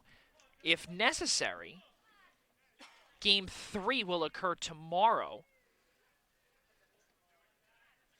at 2:30 Eastern Daylight Time here on Long Island. But first we have to get through Game 1. Game 2 is projected to start at 3, but that all depends on when Game 1 will conclude. That one is ripped into left center field and will fall in for a base hit. That one is nearly off the wall. And on the track there was Tui, as the left fielder Wilson was unable to grab that one, and Jack Ryan is in second base with a stand-up double to lead off things in the bottom of the 6th.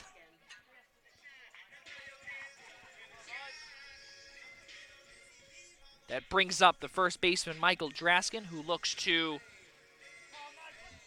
continue where he left off with that single. He was out at second on that 6-4 fielder's choice from Tim O'Connor. And Draskin is plunked.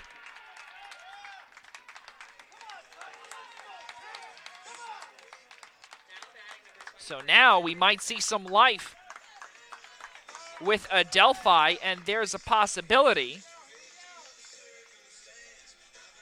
we could see some changes in pitching, and yes, we will. Andrew Roden, his day on the mound is complete. He still is listed as the designated hitter. So right now it will be coming in. Senior right-handed pitcher Sam Burns will come into the ball game. We'll give you some statistics on the Mount Kisco native when we return on any10now.tv. Head coach Scott Cassidy, makes a call to the bullpen. We'll be right back on the opposite side of this break. Do not go away.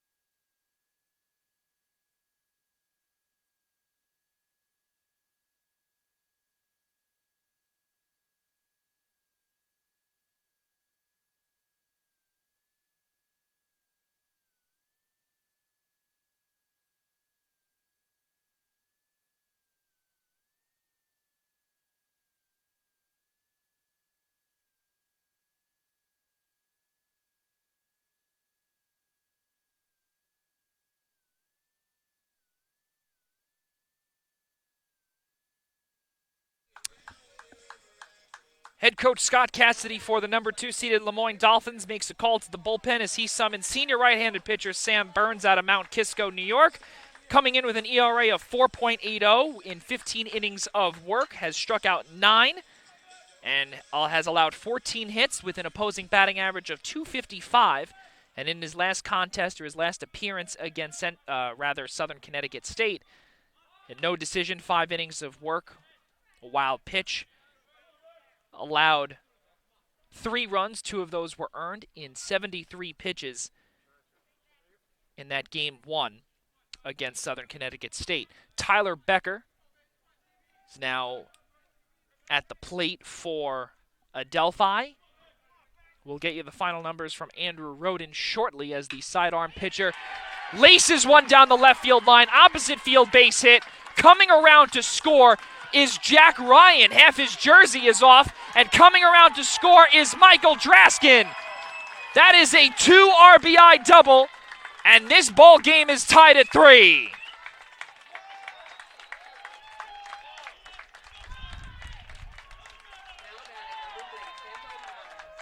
Life in the Adelphi dugout as Tyler Becker, in his last at-bat, quoted a few explicitives and then said, quote, "I suck." And the reason why we want to highlight that is because you come back and you redeem yourself with that opposite field base hit, and he really did a fantastic job there, scoring 2 on that 1 hit. And he's over there on second base smiling. A fantastic job there from the shortstop, Tyler Becker, but that's in the past now as designated hitter Timmy O'Connor is up at the dish, tied at 3. And those 2 runs that came in to score were the responsibility of Andrew Roden. So the 0-2 count on O'Connor is fouled back. Count 0-2.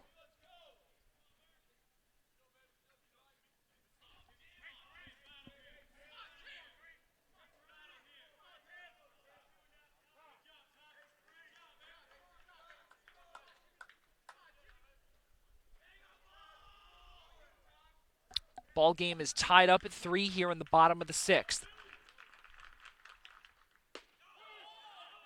Called strike 3, down looking goes Tim O'Connor for out number 1 here in the bottom of the 6th. Now batting number 7, Cooper Johnson.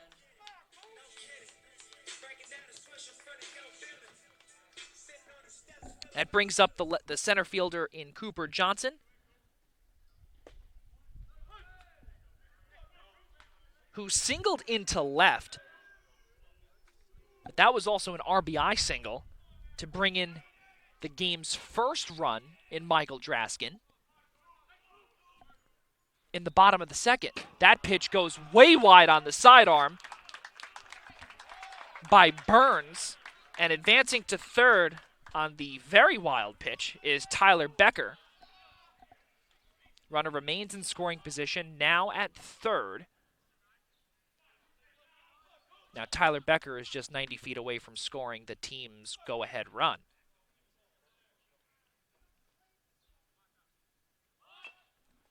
Bunt laid down by Cooper Johnson goes foul. Count is 1-2. As we brought up earlier, far from over here at Bonomo Memorial Field.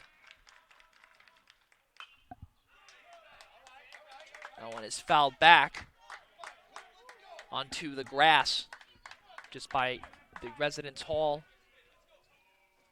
behind first base. The 1-2. That one is hit into center field. And coming on to grab that one is Tui. Becker will come in to score. And Adelphi takes a 4-3 lead. So a sacrifice fly into center for Cooper Johnson.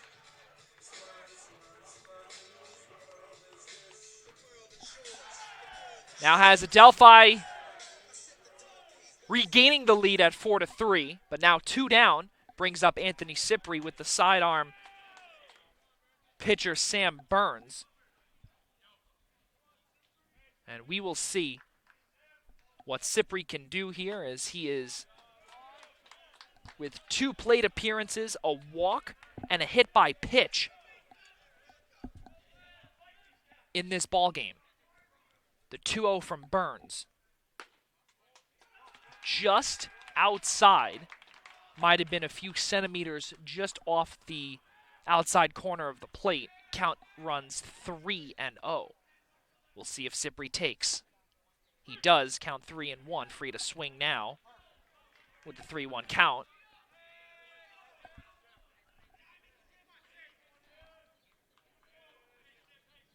Here's the 3-1. Outside, and Cipri works a walk. Well, if there's a man that you want up in this kind of situation, by scoring 3 runs here in the bottom of the 6th and now ahead by 1, and to possibly open things up, the man up at the dish here right now is the one who you want up. Matt Alifano is up. Runner goes. That pitch sent directly to the second baseman, Drew Carroll, and he throws to Nick Nevins for the 4-6 force out at second. But the damage is done as Adelphi retakes the lead. 3 runs on 2 hits, no errors, and 1 runner is, or rather no one is left on base, with Cipri getting out at second. Let's go to the top of the 7th inning. Top of the order, Tui, Carroll, Nevins due up when we return on Any10Now.tv. Adelphi with a 4-3 lead here from Garden City. We'll be right back on the opposite side of this break.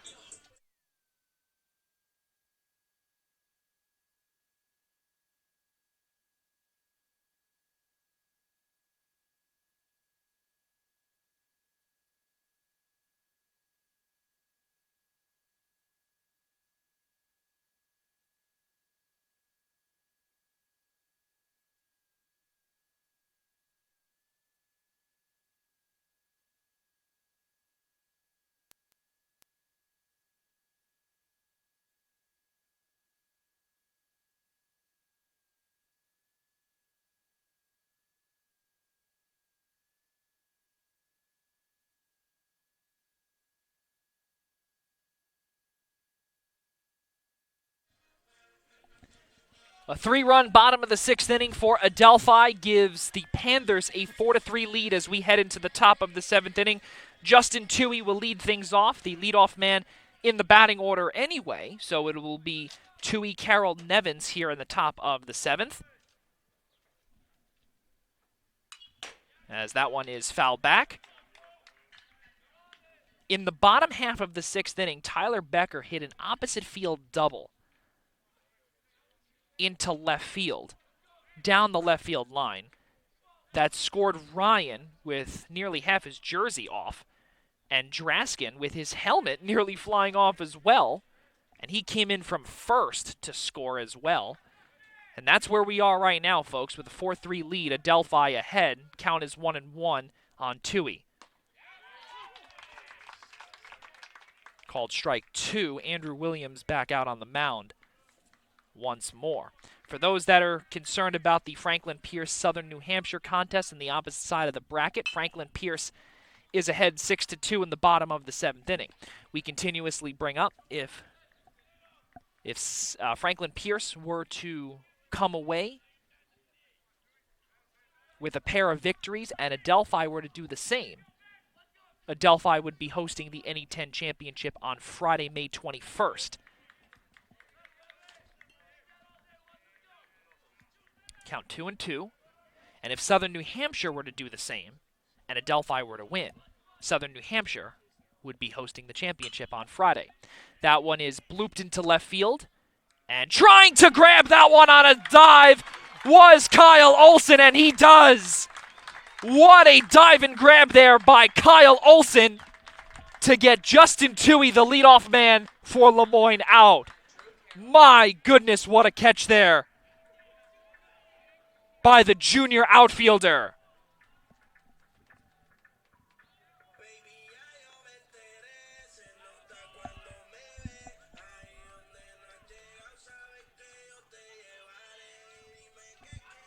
So the fight in Adelphi is still there with one down as Drew Carroll steps up to the plate, 1 for 3 with a single, a run scored into right, and 2 flyouts into center and right.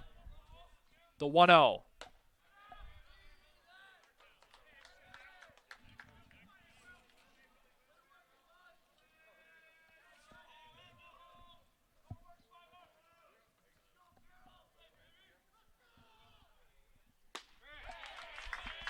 Swing and a miss for Carroll.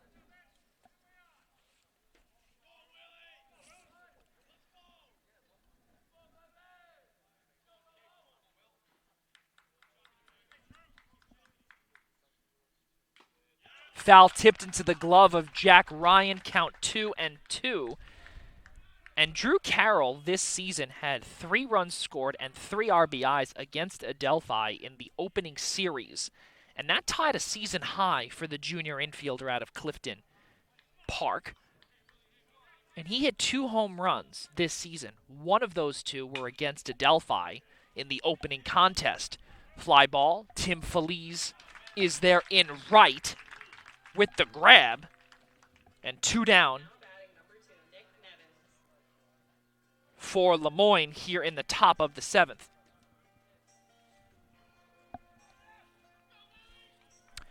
Nick Nevins, the shortstop, who has been vital at the shortstop position here in this contest, was able to get things started with a line out to Nevins from Tim Feliz in the 5th. And then because Matt Alifano was not on the base path in that sequence in the 5th, all Nevins needed to do was just flip one to Drew Carroll, who stepped on second for a line out, an L6-4. I don't know if that's the exact scoring, but in my book, a line out to the shortstop and then a little underhanded throw to the second baseman was a key defensive play in the 5th. The 1-2 is in the dirt. Ryan able to hold. Count 2-2 on Nevins. At the plate, though, the shortstop is 0 for 2, 3 plate appearances with a walk. Popped up and onto the roof of one of the residence halls, Eddie Hall.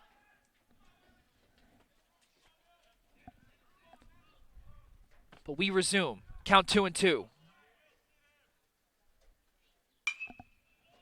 Opposite field and foul.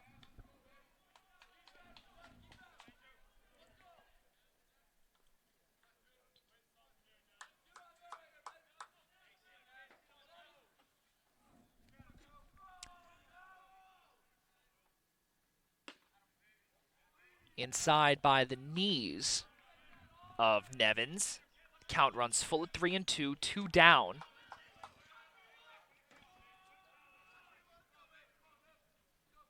The payoff.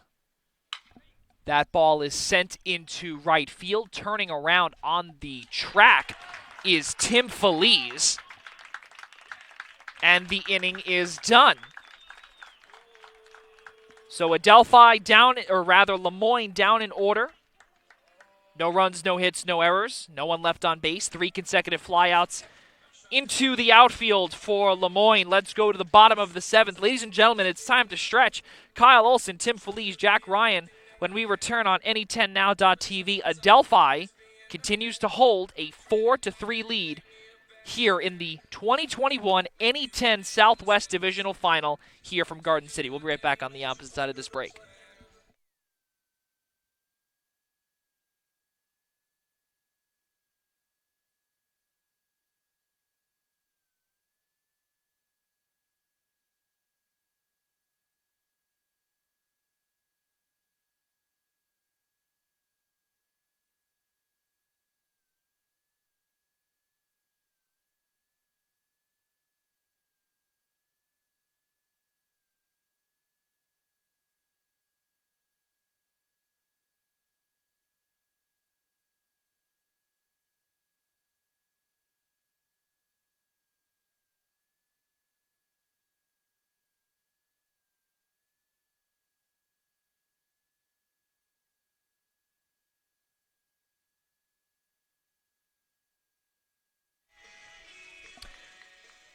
2, 3, 4 hitters for Adelphi to lead things off here in the bottom of the 7th inning. First pitch from Burns is a called strike, or rather is a ball, excuse me.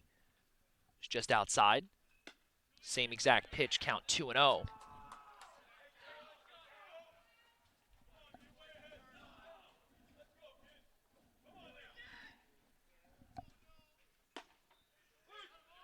And that one was just a little upstairs, but might have just nicked the inside corner of the plate, count 2-1. That one is ripped into center field. Good for a base hit. And Kyle Olson will lead things off with a single into center.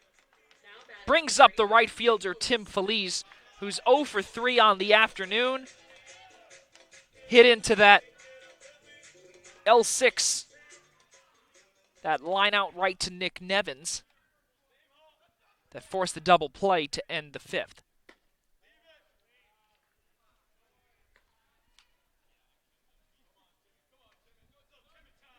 Count 1-0.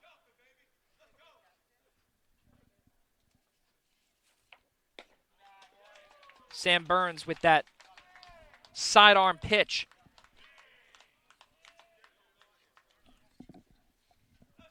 Goes a tiny bit wild there, but good thing for Brady Farino and his instincts to be able to grab that ball and not allow Olson to advance to second. Here's the 2-0. 3-0 count on Feliz. And against Lemoyne, in the final game of that series, with the first strike delivered to Feliz, count now 3-1. Tim Feliz on the 18th against Lemoyne in Game 2 went 3 for 4 with a home run, 2 RBIs, a double, a stolen base, and a run as he works a walk in his first on-base appearance Now batting number 42, Jack Ryan. here in this contest. And now with runners on first and second with nobody out, that brings up the catcher Jack Ryan, who gets his signals from interim head coach Bill Ianciello. 4-3 is the score, Adelphi leading. And for those, again, keeping tabs on the Northeast Division, Franklin Pierce ahead 6-4 now in the bottom of the 7th inning, with the bases loaded and 2 out. And if Southern New Hampshire were to win again, the Northeast 10 Conference runs through Southern New Hampshire. Count 0-1 on Ryan. Outside, 1-1.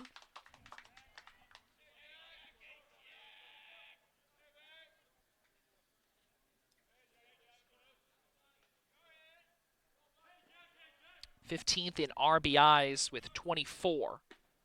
For Ryan, he did not go. Home plate umpire Bill Ambrosini asks Frank Endel at first, just to confirm his call. Count 2-1.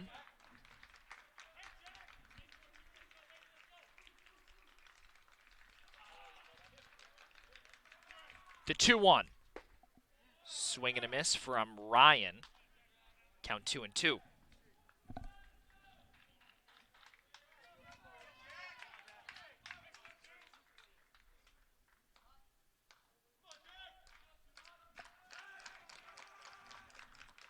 Here's the 2-2. Swing and a miss. Down on strikes goes Jack Ryan for the first out. Now that will bring up Michael Draskin. Now batting number 46, Mike Draskin. Mike Draskin hit a single into left, was hit by a pitch, and had a walk with 2 runs scored. So with 1 out, 2 runners on, Draskin takes ball 1 from Burns.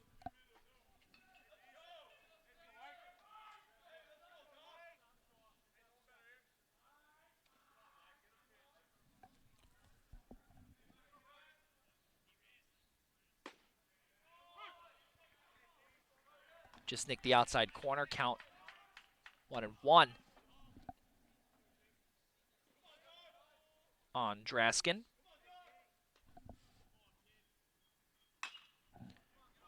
Chopped up the middle. Nevin's there. Can he get there in time? He cannot. And everyone is safe. So that's going to be an infield base hit for Mike Draskin. And the bases are loaded with one out. And Olsen at third, Feliz at second, and Draskin at first, which brings up Tyler Becker, who hit the go-ahead 2 RBI double in his last at-bat into left field, down the left field line, and he has an opportunity to continue making his mark here in the Southwest Divisional Final. That one is sent into left field. Coming on for the grab is Wilson. He is there. Tagging at third is Olsen, and he will score. So that is going to be a sacrifice fly into left field for Tyler Becker, and Adelphi takes a 5-3 lead.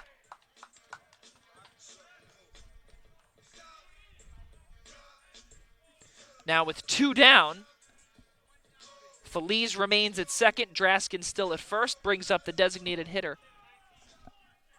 And it will be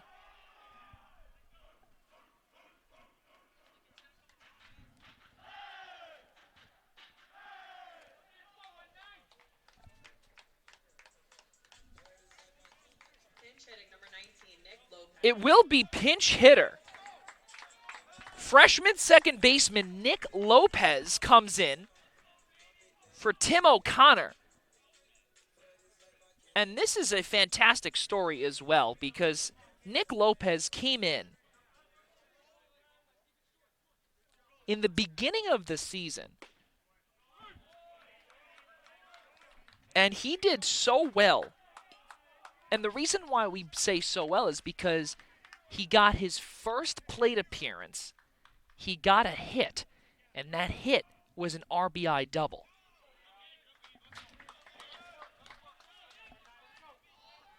And against Lemoyne, he went 1 for 4 with an RBI.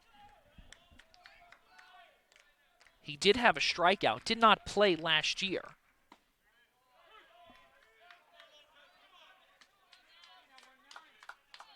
And with the 1-2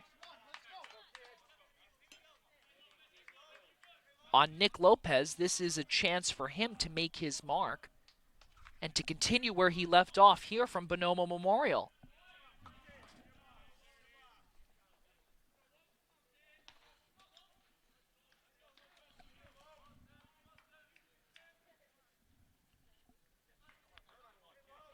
Feliz at second, Draskin at first.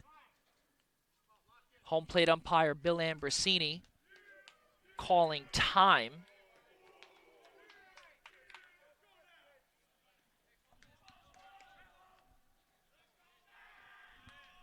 And it was against Southern Connecticut State on the 27th of March that he came in and got that hit. In a pinch hit appearance, Lopez down on strikes. And that will do it here in the bottom of the 7th. But another run does come in to score on 2 hits, no errors, 2 runners left on base being Feliz and Draskin. Adelphi takes a 5-3 lead as we head into the top of the 8th inning here on Any10Now.tv 5-3 Adelphi. When we return on Any10Now.tv, Miller, Rodin, Sida due up for Lemoyne.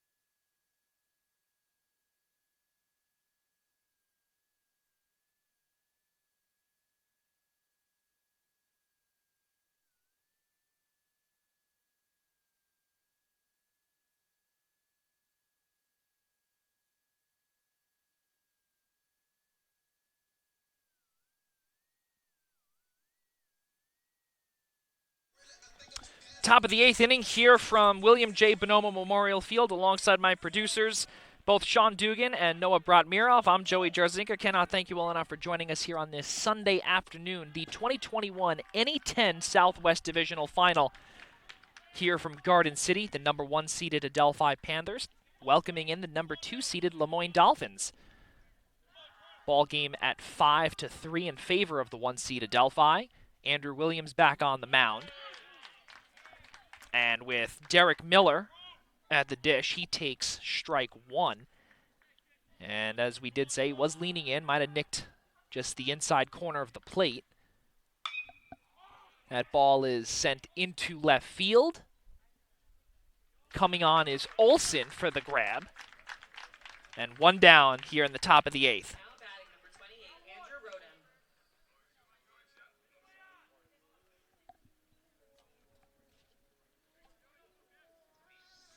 That brings up the designated hitter in Andrew Roden, who also was the starting pitcher if you're just joining us here this afternoon. And really, we haven't given a lot of numbers from Andrew Roden offensively. .413 on-base percentage, comes in with a .290 batting average. He was a transfer from UMass Lowell. He never played an at-bat there, or never got an at-bat there. But against Adelphi, though, earlier in the series, or earlier in the season, 2 for 5 with a run, an RBI, a double. And then on the 18th in game number 1, he went 3 for 3 with 2 runs scored, an RBI, and a pair of stolen bases, which tied a season high. As well as a season high with 3 hits against Adelphi in that game. So he's been doing pretty well here against them. Here's the 0-2 upstairs for the 6'5", 220-pound junior infielder out of Sherrill. The 1-2 in the dirt. Counts 2-2. On the base path here this afternoon, Andrew Roden got things started off for Lemoyne with a double into left. And since then, he's been 0 for 2 with a ground out to the first baseman in Draskin and a looking strikeout in that span of 5 consecutive strikeouts for Andrew Williams. In the 5th. And everyone thought that that was a great spot. A few of the players just to our right thought a few, but the count runs full at 3-2. Bill Ambrosini did not budge. Andrew Roden calls time.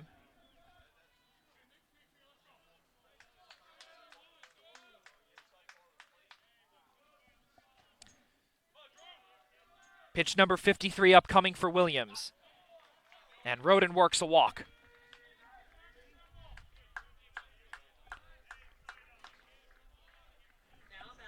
So the streak of 9 batters faced and 9 batters retired is broken there by Andrew Roden.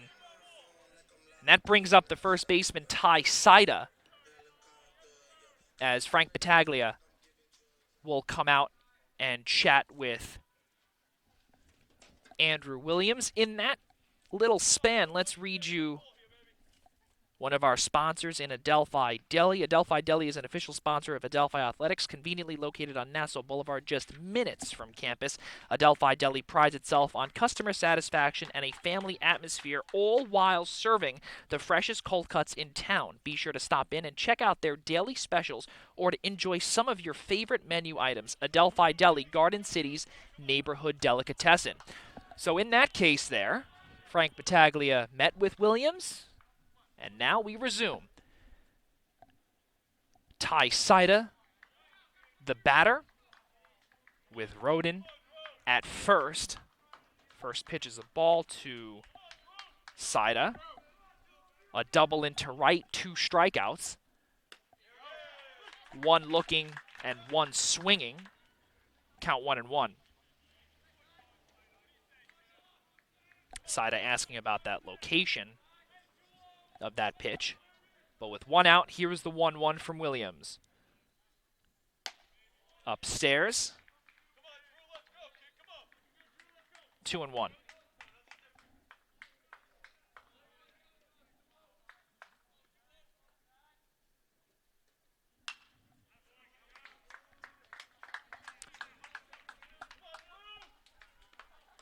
Sida was able to string together a four-game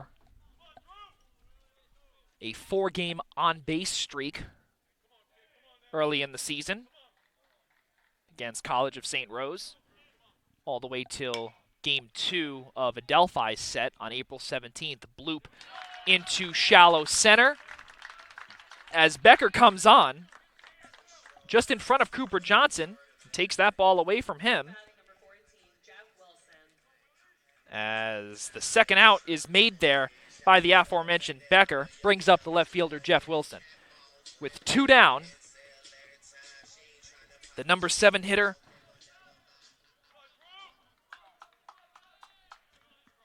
checks into the plate. First pitch is a strike. Count 0-1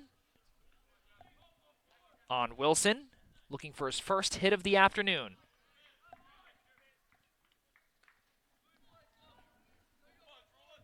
Count 1-1.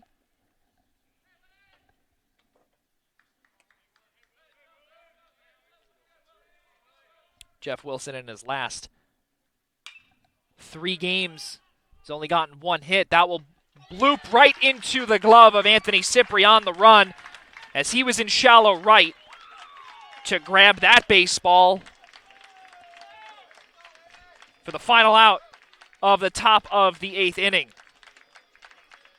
So no runs, no hits, no errors, 1 runner left on off of a walk of Andrew Roden. Let's go to the bottom of the 8th inning. Cooper Johnson, Anthony Cipri, Matt Alifano, 8-9-1 due up when we return on any10now.tv. Bottom of the 8th upcoming with Adelphi leading 5-3.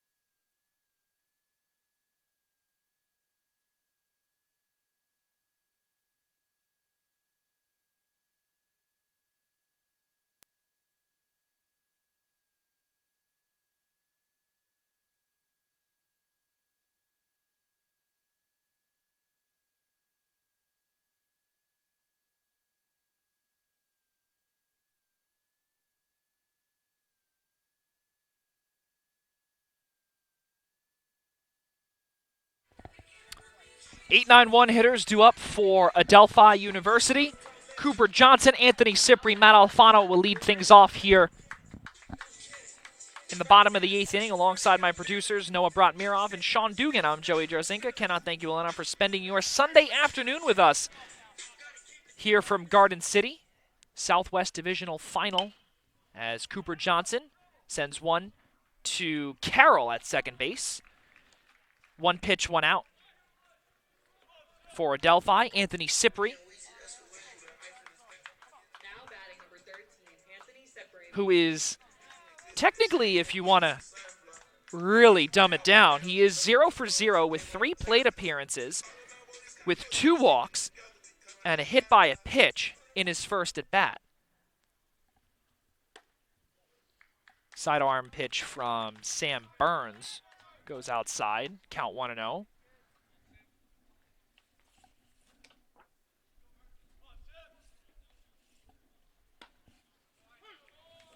Strike 1.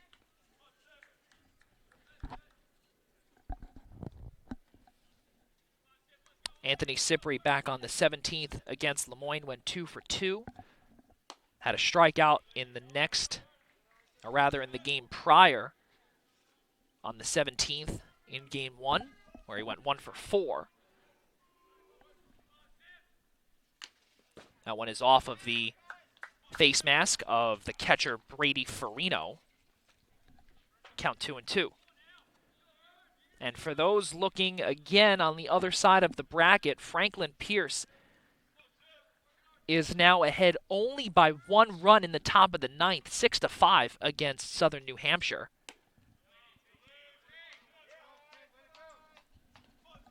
As things are getting tight on the northeast side of the bracket. Count runs full at 3-2 on Cypri. Burns the payoff. Popped up and foul.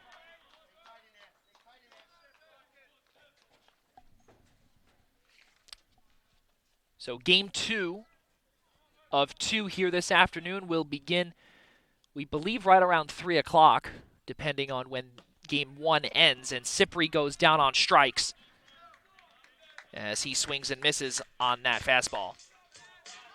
Now batting number 15, Matt Alfano. With 2 down, that brings up the leadoff man in sophomore Matt Alfano. We brought up earlier about how he is in top 7 of all the major categories. Comes in with a .415 batting average. 32 runs that he scored ranks 4th. And 31 RBIs ranks 7th. And his 44 hits this season ranks 4th in the NE10 as well. Right now, he is in danger of losing his 10-game hitting streak. But I'm sure that's not really in the back of his mind, as a win is what would be in the sophomore third baseman's mind, to be 1 away from the NE10 championship. The count is 1-2.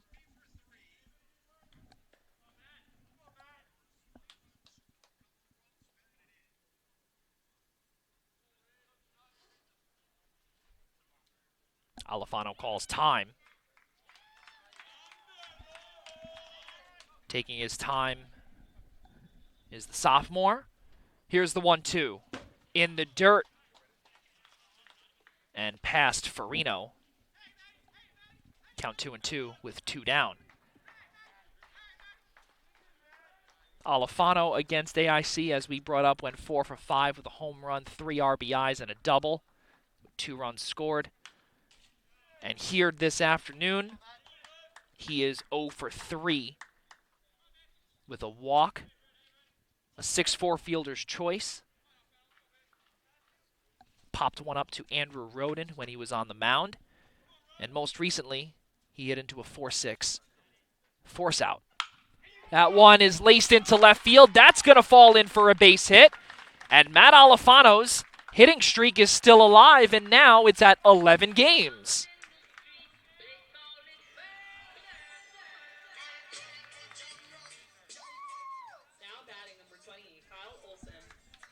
So continuing that hitting streak is sophomore third baseman Matt Alfano. And that brings up Kyle Olson, who, since going 0-2 in his first 2 at-bats, with a ground ball out to Ty Sida, Alfano goes in the interim. The throw is behind the second baseman, Carroll, and Alfano is in there with a stolen base. So as we brought up, since Kyle Olson went 0 for 2 in the first and third innings respectively, he's gotten 2 base hits and has gone 2 for 2 with a run scored and 2 singles, and make that 3 for 3. Here comes Alfano rounding third. Heading to the plate and home is Alfano, and he scores. Adelphi takes a 6-3 lead. Kyle Olson with an RBI double into left center field. And now with that, Alfano scores the team's 6th run on Sam Burns. And now the advantage for Adelphi is now at 3.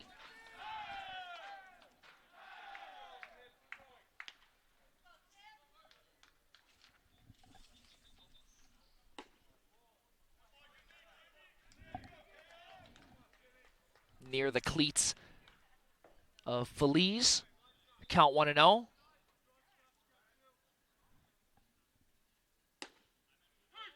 takes strike one on the outside corner. So Alifano and Olsen both reached.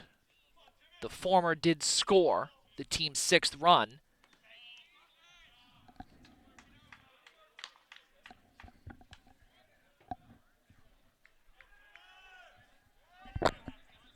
Tim Feliz again looking for his first hit here this afternoon on a 2-1 count. Outside, 3-1. Now, it's a very tricky situation again because you are in the Southwest Divisional Final. And right now, head coach Scott Cassidy is down by 3 runs. And struggling right now is Sam Burns. We expect there to be action in the bullpen for Lemoyne. Do you let Sam Burns finish this one out if Tim Feliz were to get on base? And he does on the payoff. So now runners are on first and second. And the reason why we brought up about Scott Cassidy is because on the left side of your camera, or your screen rather, Scott Cassidy is nearing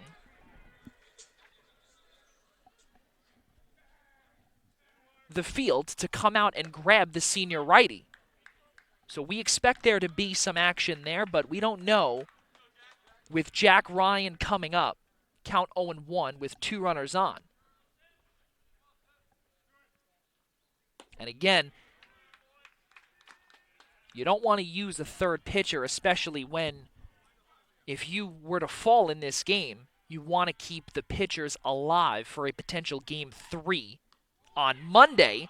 But now Jack Ryan gets plunked and the bases are loaded. So now this forces the hand of head coach Scott Cassidy, who may have no choice but to come out and grab the senior righty, and that is definitely something that he was not expecting to do or not wanting to do, as reality now sets in for Lemoyne. And will he finish it out? Maybe it could be a meeting. Let's see, he did not signal yet. And that is it. There's the signal now. With the bases loaded and 2 down, Sam Burns' day is done. And we will bring you the remainder of this contest when we return on Any10Now.tv. 6-3, Adelphi leads with the bases loaded and 2 outs. Head coach Scott Cassidy makes a call to the bullpen for Lemoyne, down 3 here in the bottom of the 8th.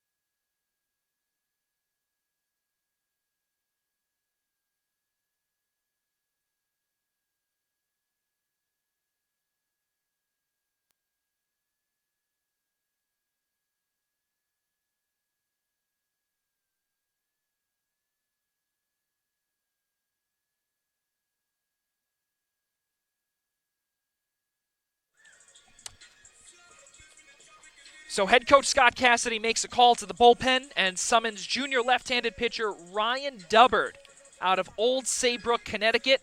ERA is 9 on the season, comes in with an 0-2 win-loss record in 9 innings of work, has allowed 11 hits, and the opposer's batting average a .344. In his last appearance, he allowed a home run in 21 pitches, fanned 2, allowed 2 earned, and pitched 1 full inning of work. And we will see now what happens with Mike Draskin heading to the plate. Now, for those that remember, just a couple of weeks ago against Pace, in the regular season finale, or the regular season weekend finale against Pace, Mike Draskin on May 7th had a combined 9 RBIs with a grand slam.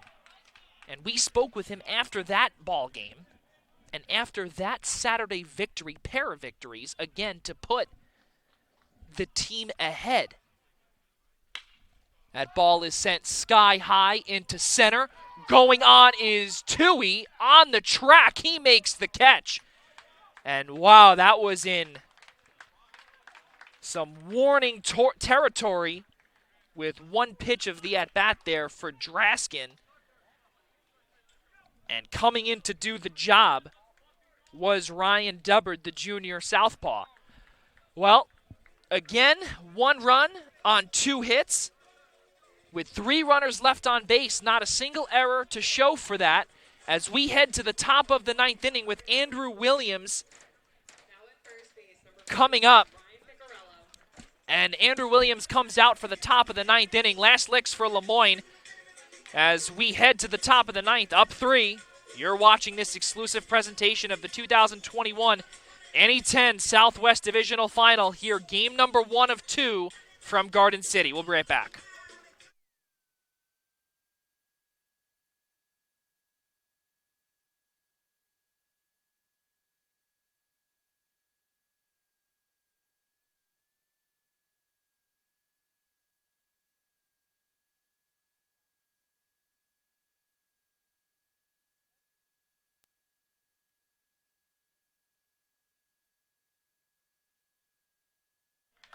So defensive replacement at first base being Ryan Picarello, who will now take over at first base. And the remainder is the same, as the 8-9-1 hitters are the last line of defense for Lemoyne here in Game 1. First pitch from Andrew Williams is a called strike. Again, for those that are keeping tabs on the northeast side of the bracket, Franklin Pierce was ahead by 4 runs, 9-5 in the top of the 9th, before La Rocca for Southern New Hampshire hit a home run to right center field and narrowed Franklin Pierce's lead down to 2 in the bottom of the 9th. You want to talk about wacky afternoon? You've got one here in the NE10. My goodness, on both sides of the bracket. Laser down the third base line and foul for Nick Hansen.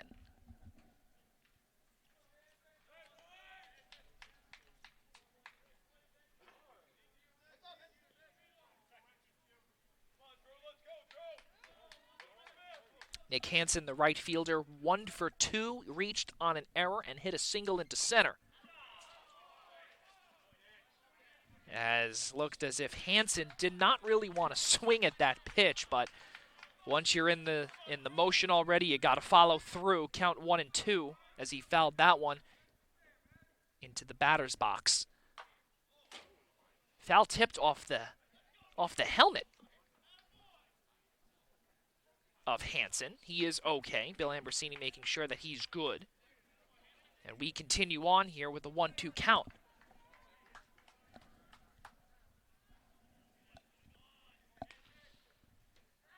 Action in the Adelphi pen. The 1-2. That one is hit into left field. That one is deep and gone, as Andrew Williams allows that home run to Nick Hansen. A solo shot to left narrows the Adelphi lead 6-4. The leadoff shot by Hansen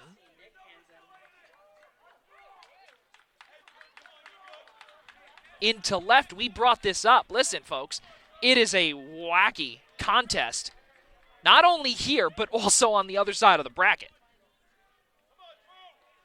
And it makes for some good baseball on both sides.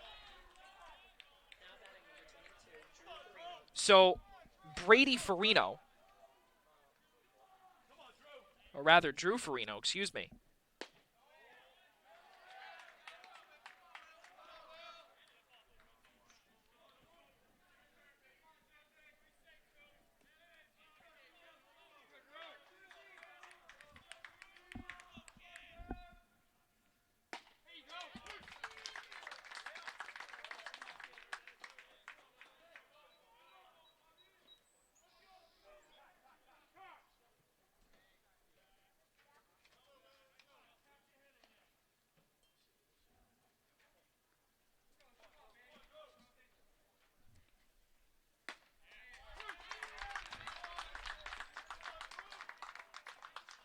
Count 1 and 2 on Farino.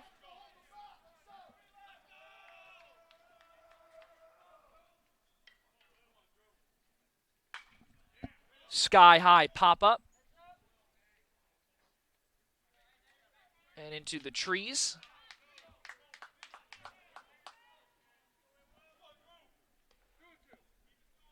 Count 2 and 2. As the scoreboard does not have that one correct. Count 2 and 2. Count runs full at 3 and 2.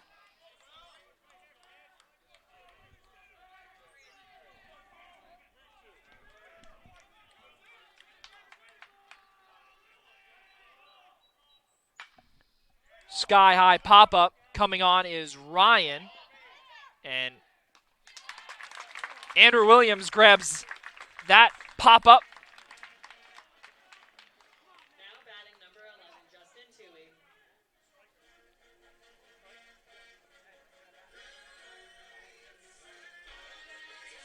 For out number 1. It brings up Justin Toohey.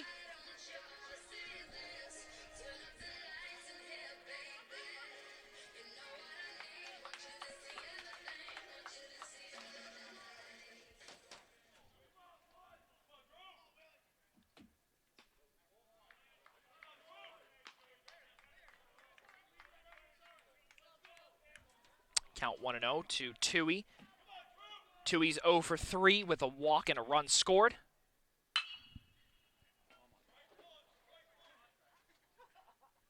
Ripped into right field and foul. He let go of that.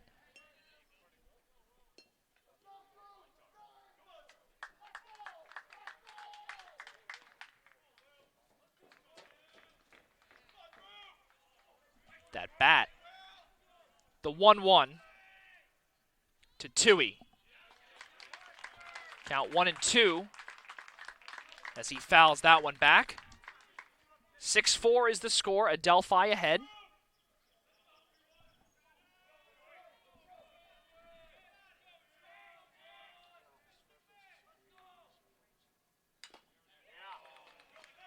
Change-up count 1 and 2. He does foul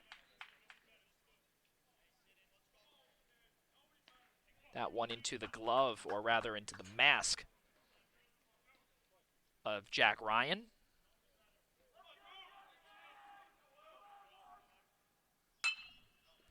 Opposite field fly ball into the glove of Kyle Olson. And Lemoyne is down to their final out of game number 1.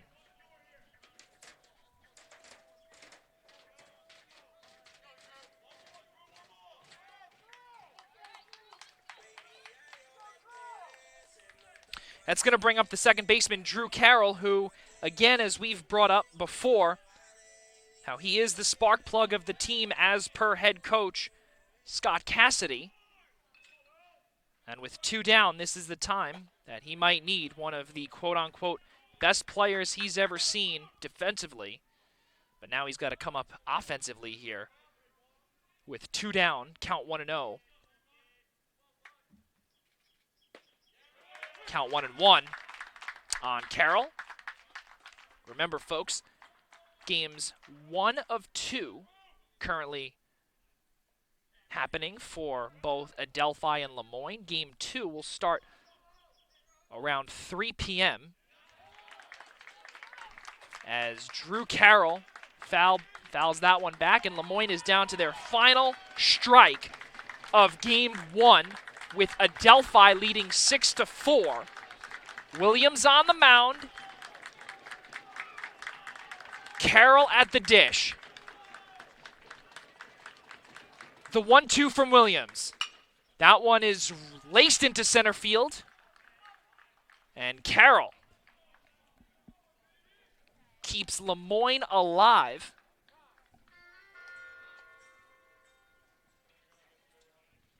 With that hit.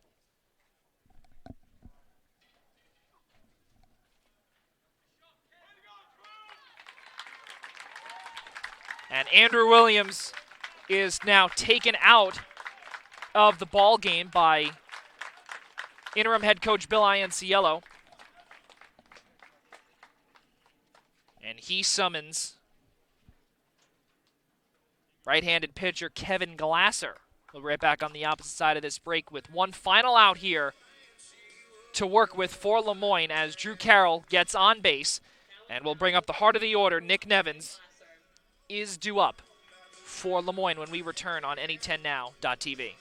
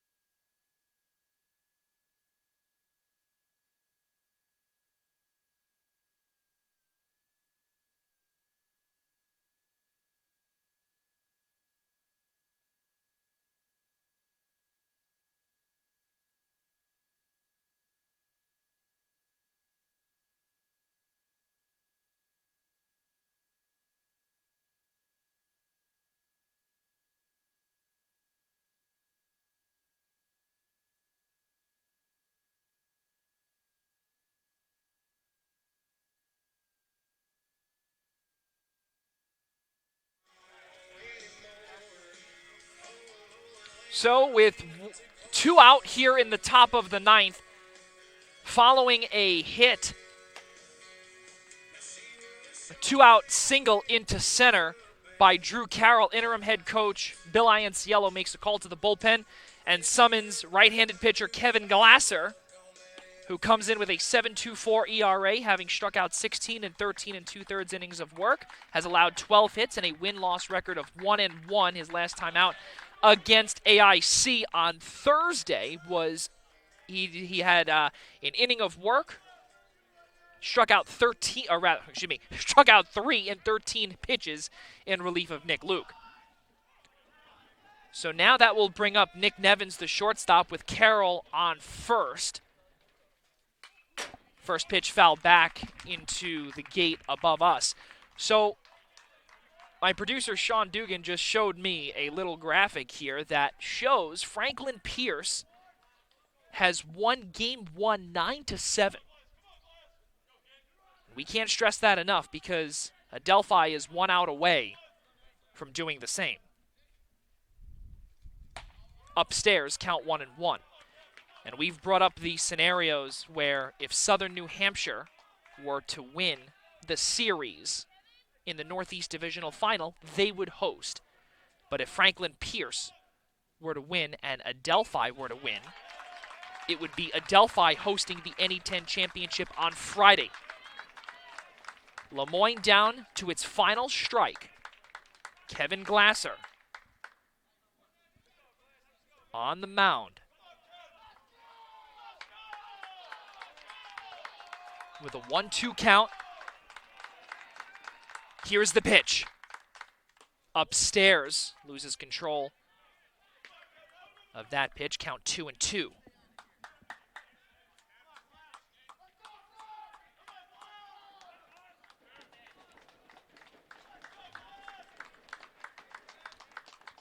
The 2-2. He struck him out looking. And Nick Nevins is down on strikes, looking at Adelphi takes Game 1 of the 2021 Northeast 10 Conference Southwest Divisional Final. Adelphi 6, Lemoyne 4. The final stat line 6-9-2 compared to Lemoyne's 4-8-1. As Game 1 is in the books with Game number 2 coming shortly, roughly in about 25 minutes to a half hour. So Adelphi is now 1 win away from advancing to the NE10 championship game. And as we brought up earlier, Franklin Pierce has won Game 1. Game 2